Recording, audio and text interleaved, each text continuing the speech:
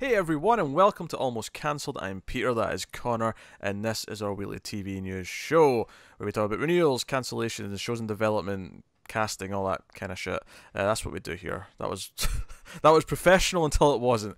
At the end of the show, we pick our favourite episode of TV of the week as well. And I think that sums up the show. Professional until it isn't. And about It usually takes about 45 seconds. yeah, it takes me a little bit longer sometimes, but not this week. This week Yeah. I'm just, I'm on the Red Bull. It's late. This is going to be a late night edition, a little bit loopy. It's always a late night edition. Arguably, this is the best type of TV news episode, but we're going to go for it. So This is the content that best defines us. This is what you should always expect in reality. all right. With that out of the way, let's get into business. Starting with the renewal for season 2 by USA Network of The Purge. Do you know what? I forgot this show existed because you were going renewal season 2 USA. I'm like, I have no idea what this is. I'll be honest, I thought that was on Sci-Fi. So it did shock me when I read this. Was that the one that could have been Sci-Fi yeah. or USA for a while? Yeah, that was the one that was like going to be on one of them, one of Universal's cable networks. Yeah, but yeah. we don't know which one yet. We knew that for ages, and then clearly we just forgot which one they chose. So I'm a little bit surprised, purely just because I've heard that the creator of the franchise, who's written them all and directed, I think like 3 of the 4 movies, is implied the next movie is going to be the final one. Like he's actually writing it as the last one. So and he also developed the TV show. So I'm wondering how the TV show fits into that. Is the show still meant to keep going, or money. I also didn't really hear about anyone really being that excited about it. But I didn't really hear anyone talking about it at all. No. I mean, I think I saw people talk about like the first episode because it was like just first episode. Yeah, I mean, I'm sure it was better because it would be really hard to be as bad as this. But it reminded me of when the Mist TV show started, and like no one really talked about it after the first episode. Yeah. We kind of got lost, didn't it? Yeah, we never reviewed the first one just purely because Connor hadn't seen the movies. I mean, I think we were busy as well. We might have still squeezed it in just for the fun of like having one of us had. If we're a bit quiet. Yeah, because maybe that'd have been interesting. Him having not seen the movies, me having seen the movies, but hey ho. Needless to say, we don't really care, but it's happened. So there you go. So it's news. So we're going to tell you. Yeah, CW has ordered more episodes of all 3 of its freshman dramas. Makes a difference to the last couple of years. Yeah, the only one that's got a full season though is Charmed. That's got the full 22. I got the back 9. That's got a full 22. Whereas All American and Legacies have both gotten 3 extra episodes, so they'll have 16 each, which is kind of a Legends of Tomorrow-esque number. It's not uncommon for CW to do this now. No, it's getting more common as time goes on as well. If anything, I'm actually surprised Charmed got a full season, because I'm almost expecting all CW shows to be this weird going middle forward ground. kind of shift to that 16. I'd be alright with that. Just because they have more shows and they have so many slots, but yeah, I get it. I get that it's something they. Do you know what I think it is? I think with any new DC shows, it's like, well, there's so many DC shows that it makes sense to have them be a bit shorter because there'll always be a few of them on at the same time. Obviously, Legends is 16. Yeah. Black Lightning is 13. It was last year. I don't know if Black Lightning's like up to Legends number this year or if it's still 13. We will find out because Legends kind of changes every year. Yeah, it went from 16 to 17 to 18, and then I think this year's back down to like 16, but I'm not sure. We'll find out when we get to the end. But no, so whereas something like Charmed, and then the same with Riverdale, that seems like something they want on all season because it's like just that staple, show. Yeah. Same as Supernatural, of course, as well, because that's still a hit. Hasn't been renewed just yet. It probably will be. It almost certainly will be. What I love about shows like that last over 10 years is that when the show started, they were like, hot 20-somethings, maybe just pushing 30, and now they're like both, hitting 40, and I just think that's really funny. Just because, I not because there's anything wrong with that, just because it's the CW and they always cast young, but maybe that's why they cast young, because they expect their shows to run 15 years, and we can't be having them in their 60s. by the time No, we get I season mean, 15. maybe that is a genuine consideration. Yeah, 'Cause maybe. they do like long-running shows. They do. I mean, we always joke it's because they want the young hot cast, but it might actually. I mean, that's maybe a benefit, but maybe the reason they really picked that is because, well, no, we expect this to run a long time, and we don't want them to be like I think it's a struggling. benefit in the short term, right? In that, well, we got a young, hot, attractive cast that we can go, hey, give 'em a look at these. Unrealistically, usually, but yeah. Yeah, and then But TV. by the time that that they're at season 10, and okay, they're a bit older, but you've already got your audience. Those people don't care. Well, yeah, they're a bit older, but they're still very much in. Extremely attractive. Yeah, they're still an extremely attractive age range. Still. Absolutely, yeah. I mean, it's just that's amusing to me, but yeah. So no, there you go.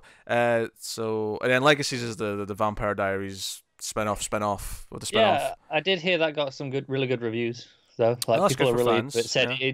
it doesn't feel like just another spin-off. Because it feels a bit unique. Was it the 100 that was also a spin-off? Or was it another show that was a spin-off first? Because this is the second spin-off. I don't think the 100 wasn't the 100 the one on the island, sort of thing, like almost like Hunger Games style. Maybe that was that. Yeah, maybe. Clearly, I never watched it. I just No. I can't remember what it was called. There was a couple though. Yeah. The originals. Oh, that's it. The originals. That's it. That's the one. Yeah, that one apparently wasn't so hot. Yeah. Yeah. Well, there you go. And then just in terms of cancellations, this is something that I thought was already cancelled, but which is why I put it here. But we did try the first couple of episodes. That was Good Behavior on TNT. Has been cancelled after 2 seasons. That's still going. Well, no, not now. It's not. I didn't realize it got a second season. Nor did I. We watched the first 2 or 3 episodes of that, and that was in 2016. That was it was a while ago. What's a while ago, yeah. So yeah, but it's cancelled officially. So there you go. Ah, what a shame. So next up, we have some trailers for Netflix shows that are coming out over the next couple of months. 2 of which we will be trying and potentially doing the whole thing of in terms of reviews. And I'm laughing because the second one I didn't rate doing the whole title. I apparently got lazy after the first word and just went straight to the date. It's not Dogs. There's more to it than that. More than that in a second. I happen to know the full title in case you forgot. No. I remember what it is. I just laughed because I glanced at it and went, Dogs? What? What's that show called Dogs? So first up, 1983 is the name of a show that's hitting on 30th of November, and this is actually, what country is this from? Polish. Is it a Polish original, right? So it's a Netflix original from Poland. Maybe their first. Maybe I don't know. Maybe. I can't think of any other Polish originals, but if not, then whatever. Fair play, but cool all the same. This is an alternate history story in which a terrorist act in 1983 ensured the Iron Curtain stayed up. And so we're in... I don't know if we're quite in present day. No, it's 2003. You're right, yeah, it says that at the end, you're right. But it's basically... The plot is about it's a student and someone else who team up to investigate the conspiracy behind what happened and why the bombings happened. So obviously it's a bit of a sci-fi twist because it's an alternate history, which is cool, kind of in our wheelhouse. But seeing the trailer, it looks kind of high quality. There's definitely a style to it. It's stylish. I think it's quality of the show is. I think it's an excellently made trailer in its pacing. And the way the trailer builds, you have this little speech about sheep and lions. That kind of is this through line. Yeah. The idea that a lion leading an army of sheep is the worst possible thing. Yeah. And yeah, I mean, I will say that the actual premise. I mean, I did kind of read the description as well to really nail down what the actual thing was, because I got that this event changed history. I wasn't necessarily 100% sure what our main characters were doing in present day in relation to said event until I read the description. But you get the sense of the danger. You get the sense there's a lot of going to be like shadowy action, espionage type stuff. Really good tone to the trailer. Yeah. It looks intriguing. It looks promising. I'm feeling it so far. I'm feeling potential here. My only concern, I don't want it to end up feeling like Counterpart, because it could very easily feel like that. I agree. It is a concern, and this could be a lot drier than it looks. This is a minute and a half trailer. It's very easy to cut that together out of 10 hours of footage, whatever it is, to get something great. I mean, I'm expecting a slow-paced show. I'm expecting slow-paced tension, but Yeah, me too. just please don't be dry. Please be. Yeah. But yeah, so that's that. And then Dogs of Berlin, I would presume is a German original. I assume so. Yes. Yeah. They were definitely speaking German. I recognise the odd word here or there from school. So this is coming out on December 7th, and it is a crime show, police, gangs, that kind of thing. There's been a murder of a footballer, and they're investigating. It's got a bit of a sense of humour. But it does seem to be very much all the criminal sort of stuff. Yeah, every so often it seems just schlocky enough that I could see it being fun. Yeah, it's not really appealing to me, because I wasn't even going to want to talk about this trailer because of what it was, and you watched it and said, watch that trailer for the joke at the end. I was disappointed because the joke at the end wasn't that good. Oh, it got me. I wasn't expecting it. It felt so out of tone with everything else that it was funny. Yeah, there's a woman holding up a bat against the guy who's claiming he's not there to hurt her or anything like that, and he's like, you remind me of my favourite heroine. Yes, you remind me of Baby from Dirty Dancing. It says, guys like you don't watch Dirty Dancing, and then he hits play on his phone, and the theme song starts playing, and he starts singing it on the way out of the room. And it was amusing, but I was set up for... It was the way it was just so out of the blue compared to the rest of the trailer that had me laughing, rather than just the joke itself. I would argue that's almost Whiplash in tone. They should maybe had a few other jokey moments. It is, yeah. I'm not really into the show in general, the look of it, but I mean, it doesn't look bad, just not really for me. Yeah. And the third trailer we got was for Kingdom, which is coming on the 25th of January. Is this Korea making this? It is, yeah. I think so. So another Netflix original, and this is Man Becomes Monster. It's zombies. Is it straight up zombies? Straight up zombie. It was in the description that I read before. That looked bigger than a zombie to me when it was behind, the shadow behind the little curtain. bit, but you could have trickery with shadows. It was making me think of oh god, what was his name? Hedgehoggy looking dude from Agents of S.H.I.E.L.D. Oh god. Lash, that was it. It was getting, it had that sort of spiky quality to him, big broad shoulders. Maybe Korean zombies are cooler than ours. maybe they are, but it's Korean zombies in like feudal time period. It's a very different setting for zombies. So it looks gorgeous. It actually does look quite pretty. There was some shots early on of like them out in a boat in a lake and all the trees, and it was like autumn, and it looked quite pretty. Visuals look good. You mentioned the shadow through the door, and then the way the light goes off. That looked great. Yeah, because keep in mind this is when most of the walls were just a canvas kind of thing, like almost. Yeah. So you can see the light coming through them. So there's this shadow. So I can see them playing with that a lot, given that can almost apply to almost any wall. Maybe with the exception of exterior. And like fortress walls, obviously, because they'll be brick or whatever, or stone. Whereas most of the interiors, it's just these thin fabric. Yeah. Yeah. This looks good. If I recall, this has already been renewed for a second season. Stop spoiling news for later. No, this was. See, I saw that in a news article, and that's not news because I knew that like a month ago. Well, fine, I didn't. We spoke about this before. You did, because I remember reading it off the Wikipedia page to you at one point. You know what? I'm not going to accept this. You forget almost everything we talk about. I'm not going to take shit for forgetting one little thing. No, that's fine. But it's not news. I was more annoyed that people were putting it in as news when I'm like, well, it's not news. The amount of times I'll say to Carl, here's a trailer out for this thing. It'll be, what's that? Never heard of it. And I'm like, we talked about it like 3 times over the course of like several news shows. Over a year, yeah.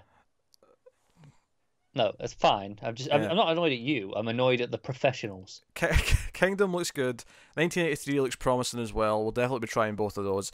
That's the 30th of November, so that's just a few weeks away. So look forward to that. And then Kingdom's the 25th of January, and it's already got a season 2 apparently. So I'm expecting some people to survive because they have to survive if the zombie apocalypse is still going on. Yeah. So yeah, it also looks a bit more mythical in terms of in terms of virus. Instead of viruses and science based, it looks like it's going to be more the ancient curses brought about the zombies or whatever. The actual there's a few little horror elements in the trailer that look I think it'd be pretty good. Yeah, I think I forgot what this was about because when it was going full like monster movie horror, I was like, I don't remember it was going to be about this, but I was into it. Yeah. So I can't complain. So looking forward to Kingdom in 1983. So good. We like our Netflix content. It is worth mentioning we're also expecting Black Mirror season 4 by the end of December, and we're also expecting Traveller season 3. So some articles still claim it's coming by the end of the year. I'm not actually convinced I believe them, but they're claiming it.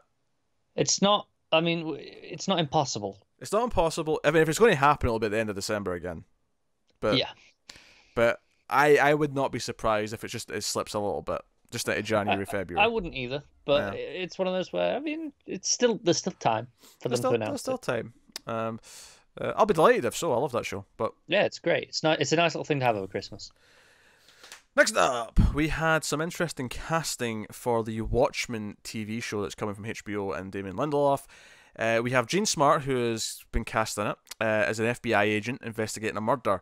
Notably, though, her character apparently, this is speculation, but apparently her character name is Agent Blake, which is notable because the comedian's name is Edward Blake, which would imply that she's a relation to the comedian. Interesting. And then, even more interesting than that is that Jeremy Irons has been cast as Ozymandias, an older version of it. He was already cast before, right? We just didn't know who. I'm fairly sure I remember him being attached a while ago. Maybe he was attached, yeah. But I don't think he was officially cast yet, maybe. Right. Because no one's saying that we just know who he's playing now. Everyone's saying, no, he's now cast in it. So I think he must have just been attached or in talks or whatever. Maybe, because I definitely remember talking about that at some point.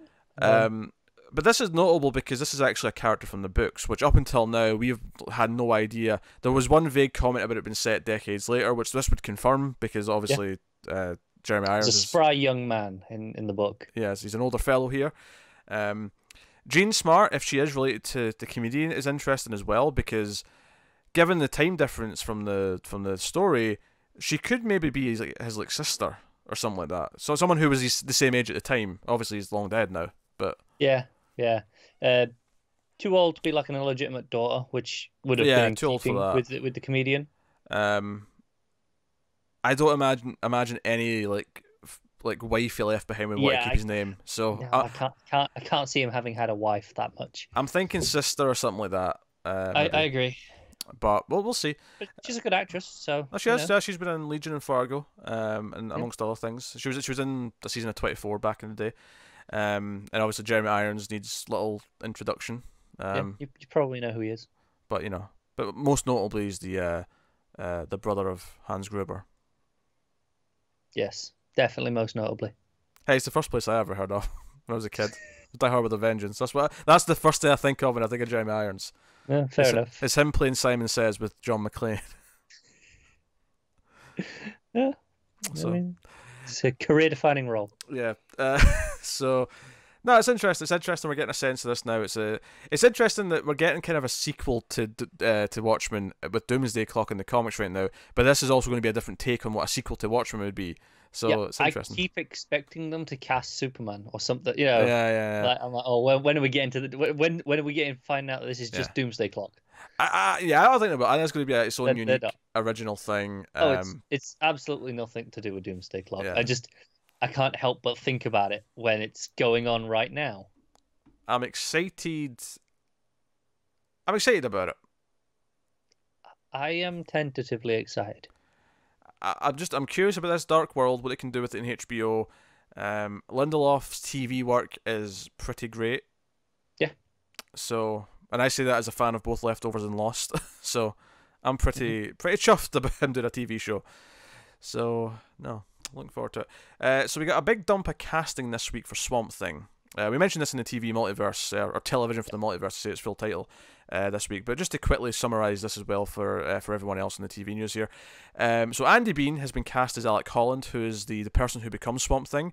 And then Derek Mears has been cast as Swamp Thing himself. Derek Mears, of course, traditionally plays roles that involve suits. You know, he's played Jason Voorhees, he's played a Kree on Agents of S.H.I.E.L.D., he's played various other like big characters like that, you know, serial killers, monsters, that kind of thing, aliens. Big imposing presence dudes. But he's also in a few things as a regular actor. He was in Twin Peaks this last season. If you've seen Twin Peaks: The Return, he was the arm wrestler, and that should put an image in your mind. He was in. I'm sure he had like other roles doing other things, but he was like a SWAT guy in the second Hatchet movie, or was it the third Hatchet movie? Hatchet 2 or 3. Everyone had the SWAT. They all blend together. They do. They really do. Those four really blend together. Please no fifth one. I can't take it anymore. So you're getting after the success of Halloween, you're getting another Hatchet movie. Hatchet does not have the cred that any of like. If you tell me we're getting a Friday the 13th because of Halloween, I'll buy it. And Nightmare on Elm Street, I'll buy it. I'm not saying that it has any sort of cred. I'm just saying they're gonna want to try and cash in. Yeah, we'll see. So that's cool. So we actually got descriptions for this with this article that I got for these two. It just says, you know, Alec Holland, passionate biologist, finds himself in nightmarish circumstances when he realizes that the bizarre disease affecting the townspeople may have come as a result of his work in the swamp. This discovery that leads him to confront dark swamp forces which swallow him up, only to emerge as the hero known as Swamp Thing. It's really funny to hear him say the hero known as Swamp Thing, as if he's like just this out-and-out traditional superhero. Yeah. It sounds like it will be maybe that we'll get like a first episode with him as Alec Holland. Actually, Joe, I'm thinking since they're actually casting him as a regular, I'm thinking. Oh, a regular, okay. I'm thinking we're going to get flashbacks all season. Yeah. I didn't realize he was cast as a regular. I think he is. He doesn't outright say that. It just says they're both cast. But given that he's right next to the other one, because obviously Swamp Thing's a regular. Well, yeah, obviously, but I would have. I could have seen that being episode 1. End of episode 1 is he goes into the swamp. I mean, if they really wanted to, I mean, I could see them doing like 3 or 4 before he becomes Swamp Thing if they wanted to. If they really wanted to build up to it, which I wouldn't even be opposed to be honest. I wouldn't either. I just don't expect that from TV. I think the smarter thing though is to have flashbacks. I think have him have the incident where he becomes Swamp Thing in episode 1, but you have flashbacks at least for season 1, going back to his work, building up to it. Maybe there's like mysteries to how it happened, and you go back and fill in blanks with him over the course of the season. I could see that being a thing. And then, Mears plays, Swamp Thing, struggling to hold on to his human identity. He quickly learns that he must embrace his new mutant form and defend the town against the perils of the swamp from whence he came. I like the way that's written, I'll give it that. And then on top of those two, we have Henderson Wade as Matt Cable, who's a Louisiana lawman who, in the comics at least, was originally there to defend and protect Holland, but then other stuff happens to him later. This kind of hints at that, but I'll leave it for spoiler's sake. Will Patton has been cast as Sunderland, Avery Sunderland, who is a evil businessman in the Swamp Thing comics, so that's cool. And then we also have Kevin Durand in negotiations to play Jason Woodrue, who of course is the Floronic Man, another villain in the Swamp Thing world. He's kind of the reverse Swamp Thing, if you want to compare it to something else. It's the closest you'll get, yeah. Yeah, but no, so the casting and that's really starting to pale up. Like, this is a thing that's happening, right? Yeah. It's all there. Not that I doubted them. It feels real. I think at this point I'm ready to believe DC Universe when they say they've got a show coming. Yeah, we had that one misstep in terms of just not in quality, just in terms of it didn't actually happen with the Metropolis show. But to their credit, they actually announced that they were changing it and it wasn't happening. It didn't just vanish. Because a lot of things like this just vanish kind of gradually. They just don't hear about them again. Whereas that was like, no, we have to change their minds on that. Stargirl's been casting. Swamp Thing's obviously heavily into casting. Yeah. I believe they're coming now. I do too. Yeah, Doom Patrol's coming soon. Yep. That's all. I mean, that's. I don't know if it's. I think it's finished shooting at this point. Actually, I think it will have finished shooting. It was shooting not long ago though. Yeah. So next up, this is a weird one because arguably this could maybe be in the movie news, but it's unclear if this is actually for movie theaters or if it's a TV movie. And then on top of that, it is heavily connected and relevant to a TV show. Therefore, it's in the TV. Do you know what's interesting? Yes. Is I don't know which of the two AMC shows this is. I've got both stories. Yeah, yeah, but I don't know which one you're going Well, with. I would actually, if you said to me what I just said to you, I would know which one it is because one of them is confirmed to be TV movies, and one isn't. Oh, okay. So the one that isn't is what we're starting with here because it is obviously the far more important one. And now, it's the single movie. yes, and you know what I'm talking about now when I say that. Of course. Because we're talking about a Breaking Bad movie. Which, if you said that to me, I was like, oh, wait, what? And then you say, Vince Gilligan's doing it. I'm like, okay, fine. I trust him. Whatever, I don't care. Whatever it is, I'll be into it. It's fine. Yeah. That man has earned enough cred that I don't need to doubt what he's doing. If he's got an idea that he's passionate about, go for it. I don't mind.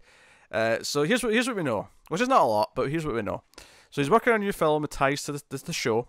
It's a 2-hour film, and we don't know yet if it's destined for movie theaters or if it's a TV movie.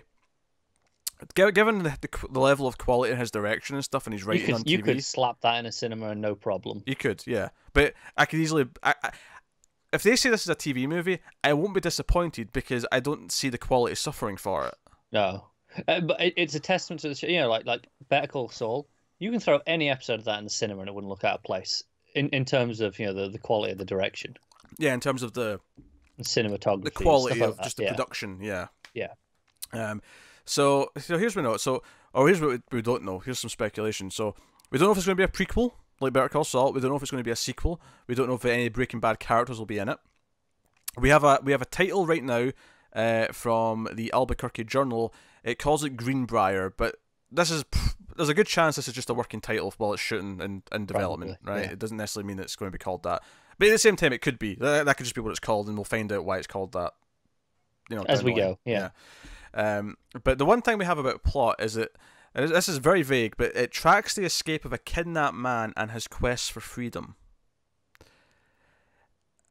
And if you told me that man is Jesse and it's a sequel, I'd be like, I can see it. Yeah. Maybe. I don't know if I want that. Yeah, that's true. No, that's fair. I can see it. So, no, apparently production in Duke City is scheduled to begin in mid-November and through early February. So it's going to start shooting this month. Yeah.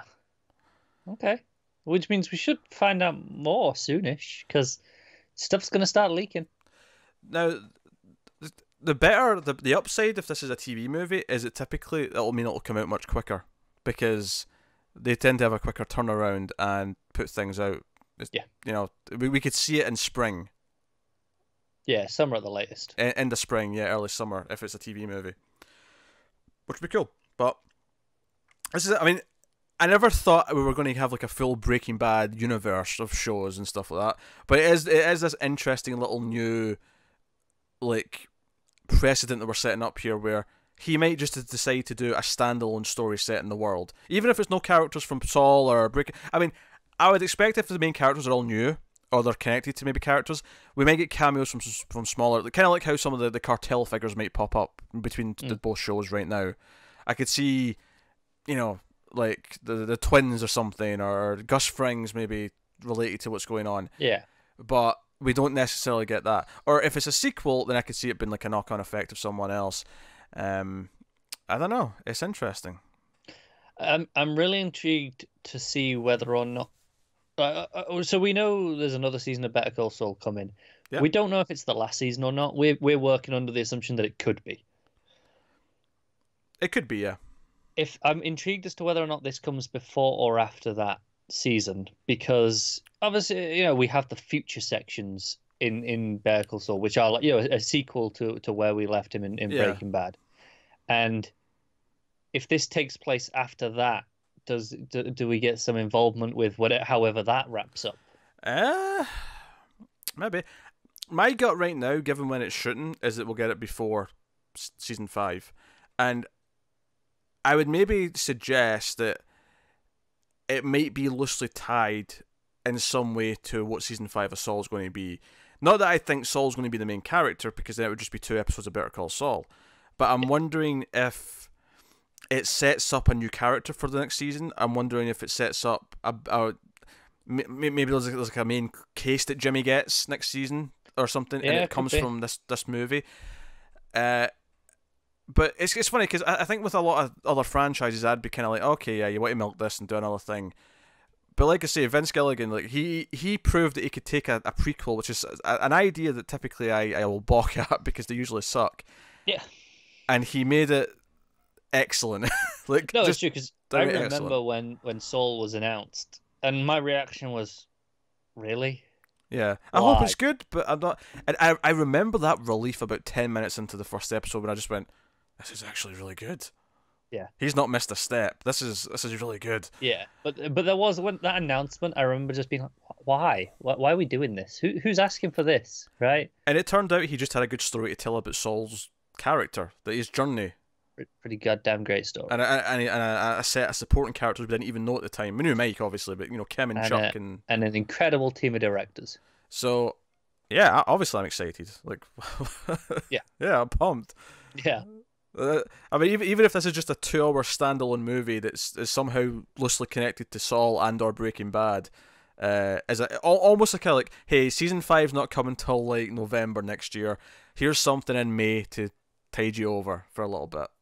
I'm down. I'll take it. I hope they do like a simultaneous release. Okay, here's a cinema release as well. Yeah. Maybe if they do it like, okay, here's 2 weeks early in the cinema. They did with Inhumans, right? IMAX. Yeah, but that was the thing though. If I can't get to it and it's out 2 weeks early, I'll be pissed. Oh, I'll be frustrated, but I want it to happen in the hopes that I can get to it and see it on the cinema. Yeah. So no, getting a Breaking Bad movie of some description. We'll see what it pans out to be. Now, speaking of movies spinning out of AMC TV shows, now we're gonna have to spoil some stuff. Okay, yeah. So Walking Dead. We're talking about The Walking Dead, and we're going to have some loose spoilers about just where it is right now in terms of a certain character because it's involved in this news. We gave up on the show a long time ago because it just wasn't very good, but.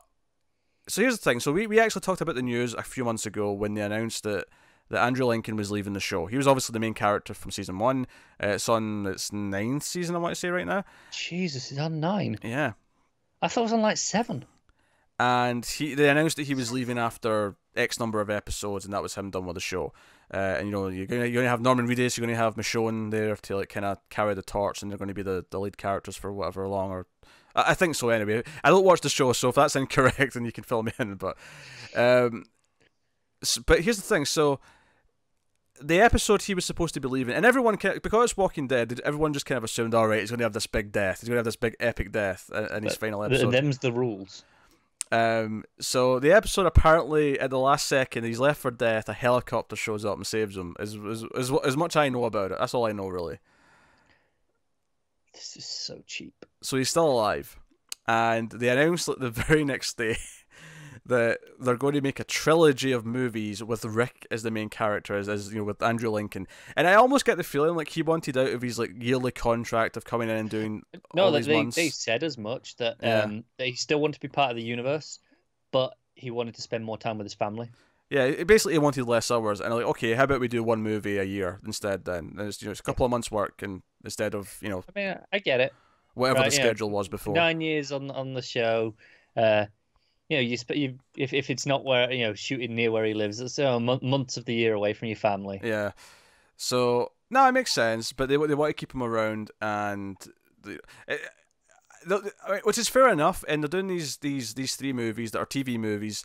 The first one is going to start production in 2019, so it could be a 2020 start before you start seeing these. Yeah, it depends when they start production. It could be late 2019 potentially. So I'm okay with the reasons for it. I get it.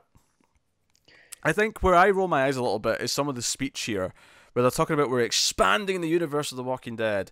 Because I have some questions. First of all, he never goes back to the other characters then, so there must be a reason for that. So they're going to have to write some weird reasons into the scripts, right? He just can't find them. He doesn't know where they are. Sure. He spends the 3 movies looking for his friends. Right. And really that's the plot of all 3 movies. He had a thing with Michonne, right? Instead of walking to Mount Doom or whatever it is. He's just walking around trying to find his friends. Well, why what? You got a helicopter. Why not just fly the stupid thing to Mount Doom? No. Look, there are rules. I almost said that because you said just fly the helicopter. I know. No, he had a thing with Michonne, right? That was a character thing. I believe he did. Yeah, I think so. So I mean, maybe go searching for her. I don't know. I don't know, but I have a little bit of an eye roll when I talk about expanding the universe. It's kind of the same thing I get with Star Wars sometimes. We're like, we're going to expand, to new places, and I'm like, aye, with the same main character that you've been rotating through for the last 9 years. I just feel cynical in the fact that, okay, he's leaving the show. It's like, okay, big exit, right? And then at the last second, oh, here's a helicopter. It's like, it just feels cheap. I don't know. I've not watched the episode, right? I think there is a charm to everyone assuming he's dead because he's leaving the show, only for it not to happen and everyone going, wait, what? And then the news comes out, oh no, we're doing movies. I see at least what the effect, the intended effect of that was. It was like, hey, no, surprise bitches, he's staying around, he's alive. You don't have to be upset that Rick's dead. He's around for more. I get the intent there. I don't know how it was portrayed though. I don't know how obvious they tried to make it look like he was dead or whatever. I think I just assume it's a cash grab. I mean, yeah. Because Walking Dead sells, so the more of it, the more money. Yeah, apparently Fear the Walking Dead and The Walking Dead are more interlinked than they used to be now.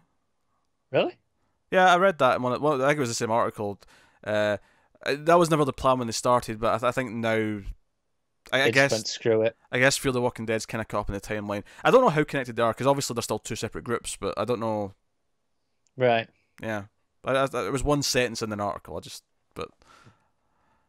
I never watched anything. I was out by that point. I was actually already out. I watched the first couple episodes of it because it was a slow month for TV, and it was just really mediocre and boring. Let's be honest, with boring characters, there was nothing to really worth sticking around for. I think the problem like the main with show.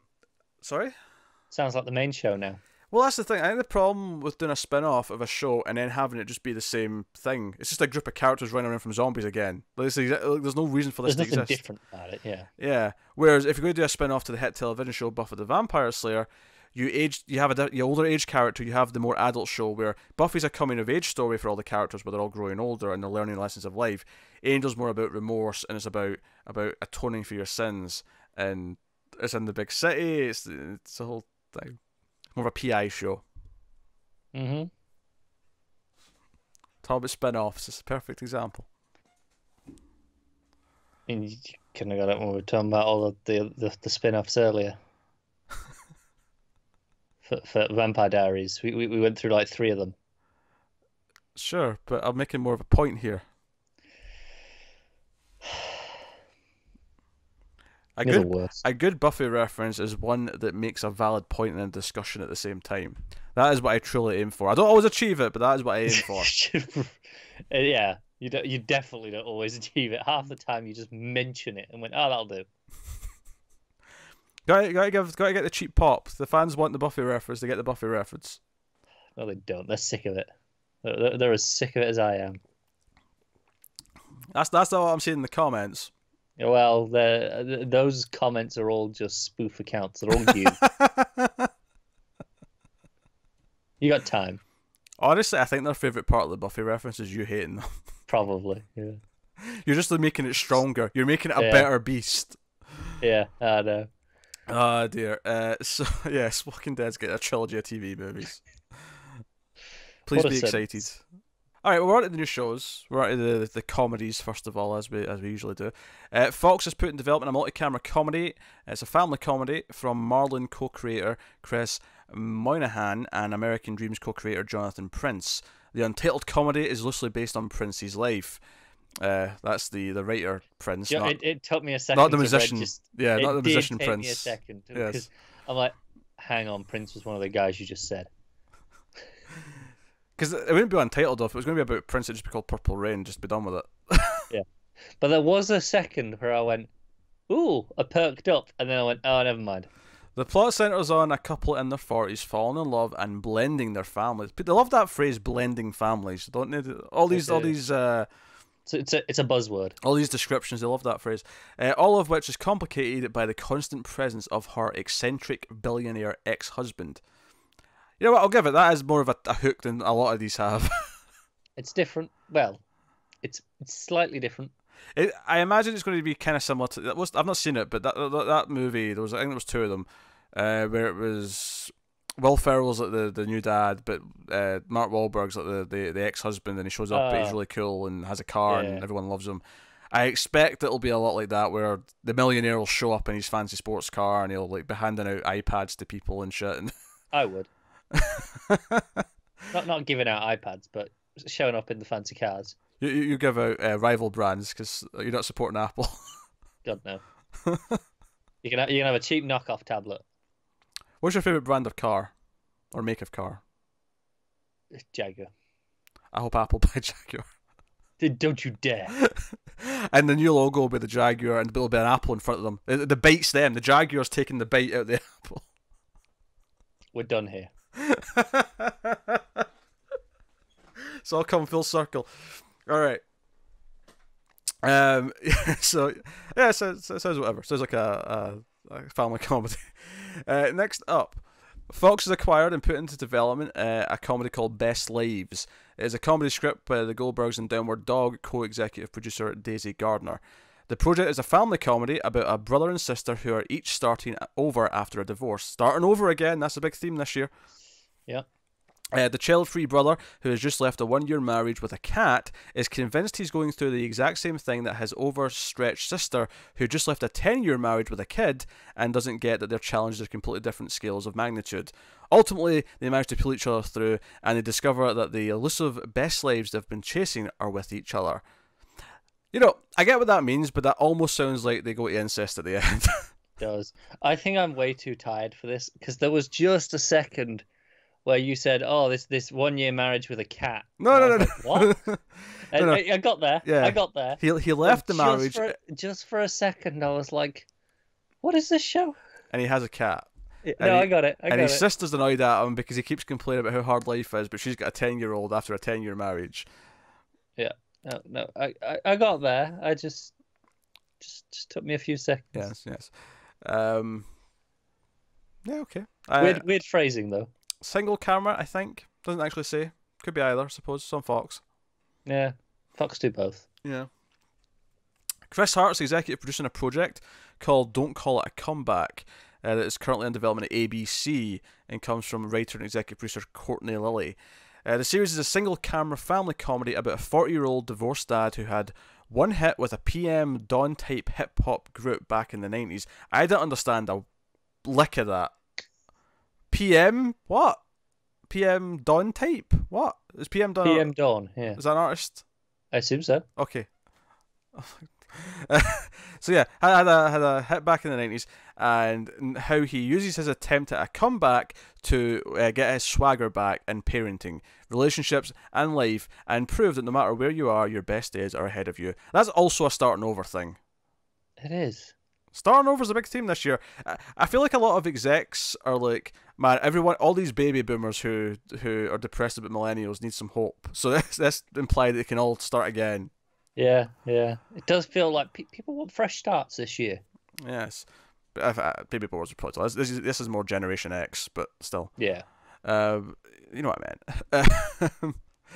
Next up, Saturday Night Live alumni Vanessa Bayer is on set to co-create, write and star in a show called Big Deal. It's a single-camera comedy that is in development at Showtime, with the Big Sick director Michael Showalter attached to direct it. So, well, that got more interesting. Yeah, I mean, I think it's the writing and the performances that I like about that movie the most. But I mean, he still had to be a part of that. There was nothing wrong with any of the direction, though. The project, which Bayer has co-created with former SNL writer Jeremy Beeler, is a comedy in which a woman overcomes childhood leukemia to achieve her lifelong dream of becoming an on-air host at a home shopping network. What a dream! What is this show? I want to be the person who peddles jewellery. Who wouldn't want to do that? Hell, I'll do it right now if you pay me. I feel like those were always kind of sad and pathetic, but they got even more so when internet shopping became like more commonplace. Yeah. And it's like, who would do this now? Like, just go on Amazon. They're always on at like 2 in the morning as well. Yeah. Anyway, next up, Hulu's given a series order to the comedy Dollface starring Kat Dennings. The streamer is given a 10-episode order. It follows a young woman who, after being dumped by her longtime boyfriend, must deal with her own imagination in order to literally and metaphorically re-enter the world of women and rekindle her female friendships that she left behind. Kind of starting again. It's not quite the same professional thing that the other ones are, but starting again. All the same. I think I did see something about this one earlier in the week. I think it's supposed to be a bit of a vehicle for her. Okay. So it's her show, her whole thing, yeah. Yeah. I like her well enough though, so. I bet she was amusing in the Thor movies. I associate her with Two Broke Girls, which was like absolute trash and garbage. So yeah, but I don't hold her responsible for that. I watched the pilot of that, and I was like, I'm not watching a single episode of this after this. Like, I was done. Yeah. I was done. Yeah, that's fair. I don't hold her responsible though. You gotta get a job. Take what you can get. So next up, away from the comedies, here's what you always come to Male Fuzz TV for, or definitely. We're starting with this, are we? Our most requested talking point, and that is anime. Oh dear! I'm actually surprised that you're not starting with the big news. The big news? Oh well, no, because this is like I always do animated before we get to dramas, so this is just okay. In my format. This comes first. We just don't have animated often enough that exactly that's the rule. Whenever there's an animated comedy, it always comes at the end of the comedies before we go into a drama. But are these animated comedies? They're not, but they're in that middle ground. Or they bridge the gap. Okay, I'll let it slide. That's my rules. So these are all Netflix originals. They've announced 5 new animated series that they're going to be working on. And I'll just start going through them. Here we go. So, first one is Pacific Rim. Hell yeah.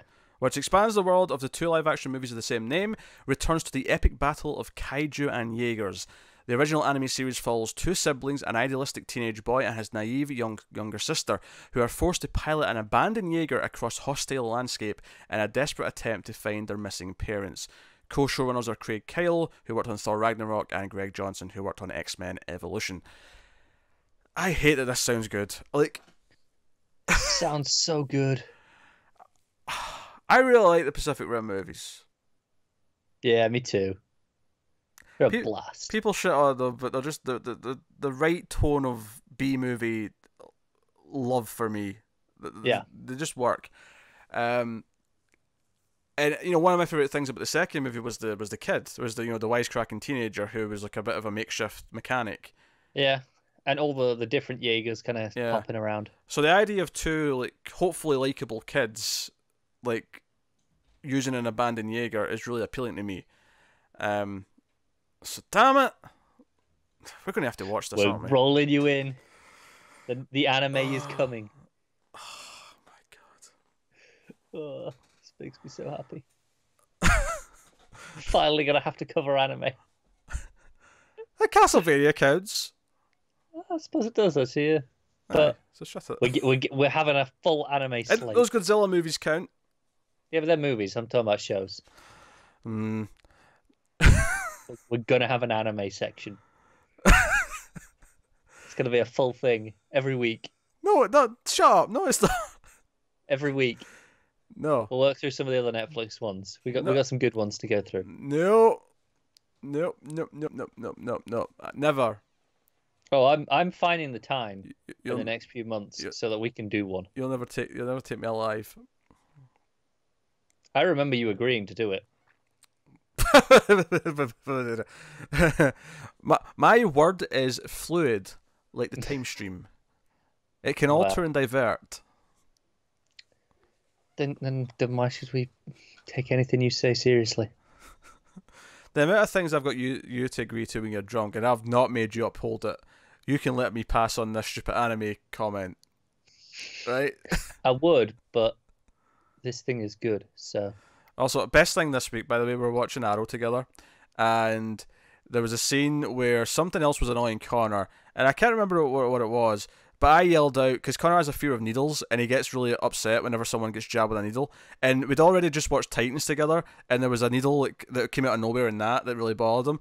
So there's a close-up looking down at Oliver Queen, and I said, "Bring on the needles," and you laughed at it because it was just a funny joke, and literally 2 seconds later, a needle just came out off camera and just came in and jabbed him in the arm. It did. It was horrific. And it's the best thing ever. I'm just bringing it up because I'm reminded of Connor in pain because it gives me happy thoughts. I happen to agree that as horrific as it was an experience for me, the really timing was hilarious. Bring on the needles in 2 seconds later. Because you were just being facetious and being a dick, and then there it was. Arrow answers your prayers. So the next animated show that they've announced is Altered Carbon. It's obviously, which is funny because that's their own original, the original show. Makes sense, right? Which is getting a season 2 with Anthony Mackie. It was Anthony Mackie, right? Who was casting it? I think so. I think it was him. That sounds familiar. This will explore the new elements of the story mythology. The series comes from animation studio Anima, and it'll be written by Dai Sato, who worked on Cowboy Bebop and Samurai Champloo. Hell yes. Samurai Champloo is possibly my favourite anime. I'll be honest, I've seen that title before, and I think I always just read it as shampoo. And I wondered why it was called that. Shampoo is just an original word, though. It's fine. Yeah. It's so good. Also, Tsukasa Kondo is also working on it. So, not a lot there on that. Also, Altered Carbon, well, it had potential, ended up being really disappointing. So it did. I think there's a lot of potential in the world, though, to do all the stories. Yeah, it's hard to be excited, though, because of how down we felt about it. I agree. I want to like this just because, yeah, sure, there's nothing wrong with any of the world building in that show. It was just kind of boring and mediocre, right? Yeah. Yeah, it was just dull scripts. It was plodding. It was all these different things. There's no reason why something set in that world couldn't be great. I feel like the themes it was tackling could have been done with more tact and could have been very poignant had they really went for it. Instead, it was just kind of like dodging all the interesting parts. By the end, we were just like, I mean, we I think we said at the end of the last review that whether or not we bother with season 2 depends on how busy we are. Yeah. But hey, so also just a reminder, because I had to watch Lost Boys this week. That movie sucks. Deal with it. Anyway, next up. I appreciate you reminding us all that you were in pain this week. I wasn't feel better. It was, honestly, that review I did with Matt is one of the worst reviews we've ever done. It is terrible because I had nothing insightful to say beyond a couple of things. It really just became everything in this annoys me, and I'm going to tell you how much it annoys me. So basically, the only entertainment value is just watching you miserable. It's my pain, and then Matt trying to insult the hit television show Buffy the Vampire Slayer by saying it only existed because Lost Boys did, and me having to defend the honor. I mean, he's right. Piss off. Piss off. So, next up, animated. That's going to be a long episode. Animated show number 3. From animation studio Gonzo, who worked on Hellsing and Afro Samurai, Kagastar of an Insect Cage. It's a cool title. It's set in a post-apocalyptic world where a mysterious disease called Kagastar has turned people into giant murderous insects. This manga-based series follows the struggle of a young couple to stay alive. Koichi Shigira, Last Exile of Full Metal Panic, is directing it. I'm down. And I think I've heard of Full Metal Panic, so he's probably a big deal. Yeah.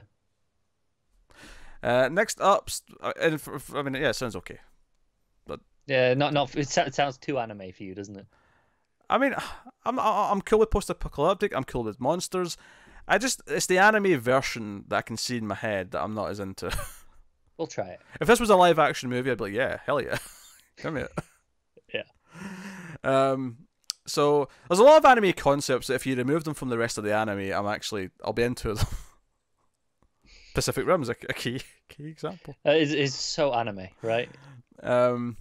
Set in a war-torn a war-torn Japan of mechs and magic, Yasuke follows a retired ronin who must take up his sword when he's charged with the task of transporting a mysterious child who dark forces want to eliminate. The series from animation studio MAPPA, which is all caps, it's an acronym, but I'll just say MAPPA because I think that's what you're supposed to say, will feature the voice of Sorry to Bother You star Lakeith Stanfield as the titular protagonist, which is based on the historical samurai of African origin who fought with the Oda Nobunaga. Creator, director, executive producer is Lisanne Thomas, who worked on the Boondocks and Cannon Busters, while Grammy-nominated Flying Lotus will be composing the music. Yeah, this is my favourite of the 5. I love everything about this description. I think you know who Flying Lotus are. Yeah, I'm familiar. Yeah. So are you excited by them doing the music? Yeah, I like them. Cool. I just, everything about that description just appeals to me. I'm like, yes, I want this show. Yeah. Yeah. Again, if this was like not an anime, I'd be more maybe perked up by it. We'll have to try some of these. And obviously, magic's a bit of a downer for me. Yeah, well, yeah. Even live action for you, this would probably not be quite as appealing. I mean, they say mechs, I'm like, yes, and they say magic, I'm like, oh. I'm like, hell yes, give me them both. Yeah, and then finally, I looked up how to say this and I've forgotten it. I think it's Treze, or Treza, maybe. No, it's Treze. It was like Trey and then say, Treze. It's Trese. It's a name of a person, a real name. Because when I looked it up, it was like, no, people actually have this as a last name. This is not just made up. Oh, okay, cool. It's set in Manila, where a mythical creatures of the Philippine folklore live in hiding amongst the humans. Alexander Treze finds himself going head-to-head with a criminal underworld comprised of malevolent supernatural beings. This anime series is based on a Philippine graphic novel by the same name, created by Budget Tan and Keijo Baldissimo. Yeah, sounds kind of cool. Sounds a little bit different. Yeah, I mean, you're telling me there's a lone hero fighting demons and monsters and creatures of mystical nature. It's not like I don't like anything with that in it. No. Here's the thing. Yeah. I don't think the premise of that in general isn't that unique. I've seen it done plenty of times, right? But I don't feel I've seen it done with this mythology. Well, yeah. If I said to you what is Filipino folklore, you'd be like, Right, exactly. You don't know. Yeah. So it's interesting for that. So it's got a different spin on it, right? Yeah, that's part of the fun. It's like, even if the plot's not that original, sometimes just having another country make it with set in their world, set in their culture, can make it vastly more interesting because it's just doing different things with it. Characters are reacting to things differently. Just it'll be different creatures to what we usually get. Yeah, different types of demons, right? Yeah, so that's interesting. But yeah, so there you go. There's your anime section. I really like 3 of those. The other 2 could be all right.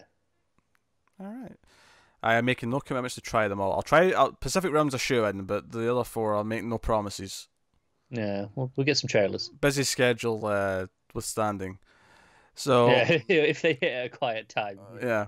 We have breaking news. I repeat, this is an insert recorded after the fact because news broke just as we were finishing the show.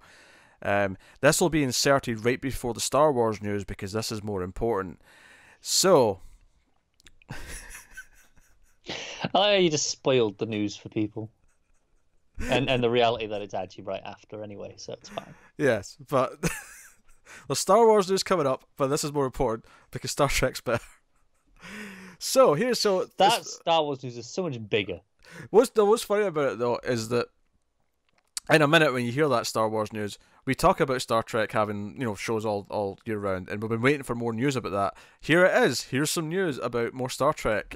Which is why this would be so much more appropriate for you to insert this after that story. Appropriate but less funny. So we have Michelle Yeoh, who of course was in Star Trek Discovery.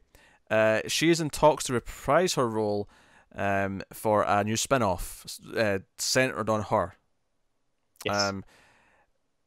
So says a standalone series, but I don't think that means mini. I think that just means it's a separate spin-off show. Yeah, it mentions she is in season 2. She's part of that. What's the group called? The covert ops one that people were talking about. Oh god, I can't remember. Yeah, but yeah, section something or other. I think it was a number.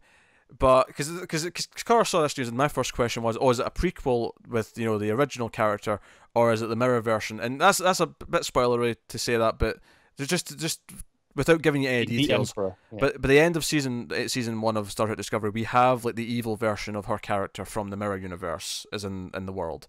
Yeah. So is it her? And it seems like it's going to be. So she's going to be in season 2. After being in season 1, and the earliest planning stage is the spin-off looks likely to focus on a continuation of her Discovery season 2 adventures in Starfleet's Section 31 division. There we go. The semi-secret and autonomous organization that has been part of the Trek lore since it was first introduced in the 1990s on Star Trek Deep Space Nine. So cool. So this is interesting. This is it, because let's look at the slate now that we now know it. We have Star Trek Discovery.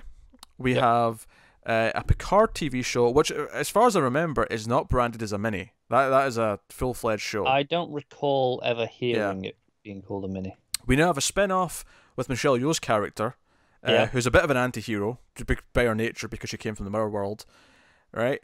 We have at least one mini focusing on Khan. Yep. And then we have an animated comedy series that's been greenlit. Yes. And then there's a potential Starfleet Academy show as well, which we did speculate might actually be the Picard show. It could be the Picard show, but it could also be a separate thing. So I'm looking at the slate here. I'm just like seeing how they line up. It's interesting that one is a direct tie-in to Discovery though, because it's following one of those characters off. I like it though. I mean, yeah, because they're not all in this time period. They're all pretty, scattered. There's a lot of variety. So sure, follow this character. That seems pretty interesting. I assume if it's if she's in Section 31, that'll be her stuff in season 2 of Discovery, and then maybe that's she'll either leave that or it'll just or the show will be just Section 31 show. Basically. Yeah, I'm almost expecting that to be the more likely option, but it may not be. I am too. Yeah, but because I could see it almost being Star Trek Suicide Squad with her being like the leader. Yeah, I'm down. Yeah, so it's a weird thought, but I can see that being a thing.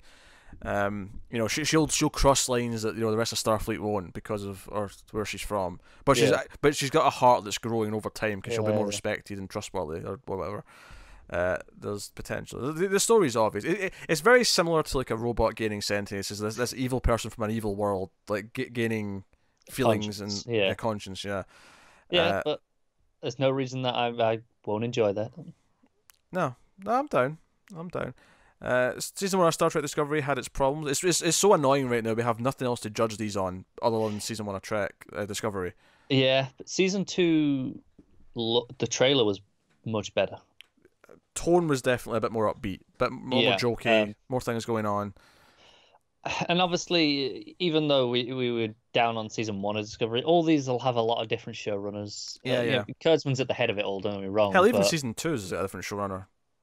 Yeah, of course. Like I said, Kurtzman's at the head of it all, but I don't think the problems with Discovery stem from him. Okay. I mean, I don't think they did.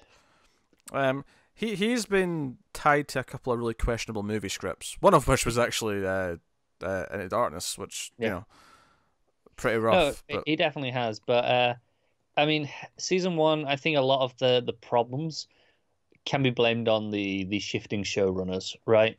Yeah, maybe. That had some troubled development. Yeah, there was a lot of weird elements to season 1, and it did have its high points, but it definitely felt a bit iffy again. Yeah, there was a point like 2/3 into the season that we were really getting into it for a bit, and then it botched it. It did a bit, yeah. It botched it, but hey, so Star Trek. Hey, Joe, I could even see it being called just Star Trek 31. That'd be a good title. Yeah, it would. Star Trek 31. There you go, as your title. Because they could be bored and call it Star Trek : Section 31, but I feel like just calling it Star Trek 31 is because your abbreviation is just ST31. There, it's easy. Yeah. But hey, that's assuming that's what it is. She might leave that and do her own thing afterwards. Yeah, we'll know more about this by the end of season 2. Yes. So no, interesting. We're getting more of these in the pipeline. And she's a fairly big star, so she gets the headline. Yeah, makes sense. Yeah. So yeah, there you go. Back to your regular scheduled news. Your less important Star Wars news. Star Wars news, yeah. Go and enjoy. So next up, so here's, I suppose, the big news of the week. But it's not for me, though. I actually have a personal big news coming up in a few stories' time. Okay, but this is undeniably the general big news. Sure. So I was happy recently because after the failure of Solo, the relative failure of Solo, because, you know, obviously for a lot of movies, what that made would have been fine. But yeah, relatively speaking, yeah, it was disappointing. They're like, we're going to slow down. You know, Bob Iger even said, you know what, I think we maybe rushed a little bit into these Star Wars movies, you know, ramping up too much. Yeah. And I was like, yeah, slow down. You know what? I don't need them every year. Slow down a bit. That's okay. And I thought, great.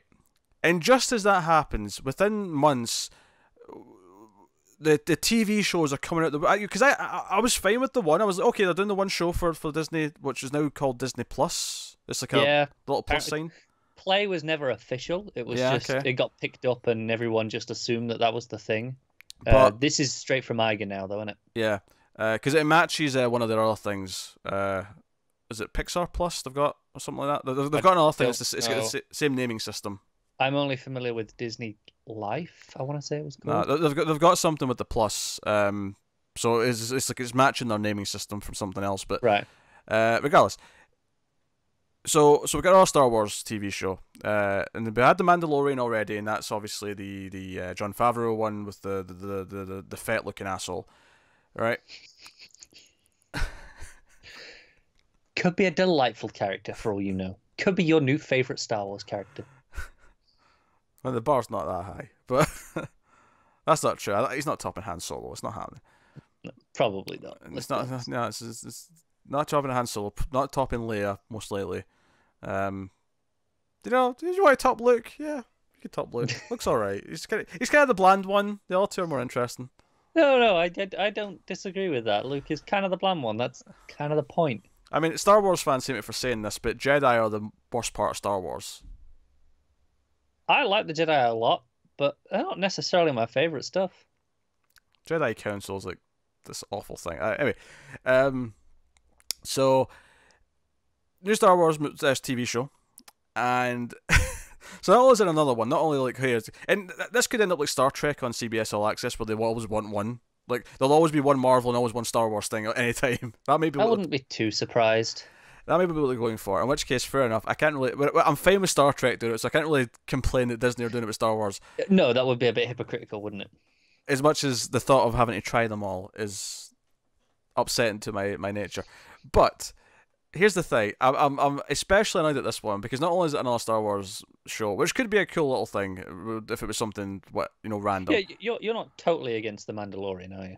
No. I mean, I crack my jokes, but it could be fine. It could be good. Like sci-fi just on show. Premise alone, like remove Star Wars from what it is. The premise kind of sounds fine for your taste. Yeah, I need to play up my character, but yeah, it's fine. Yeah. But this is connected to a movie that I flat out dislike with a character that I think is cardboard.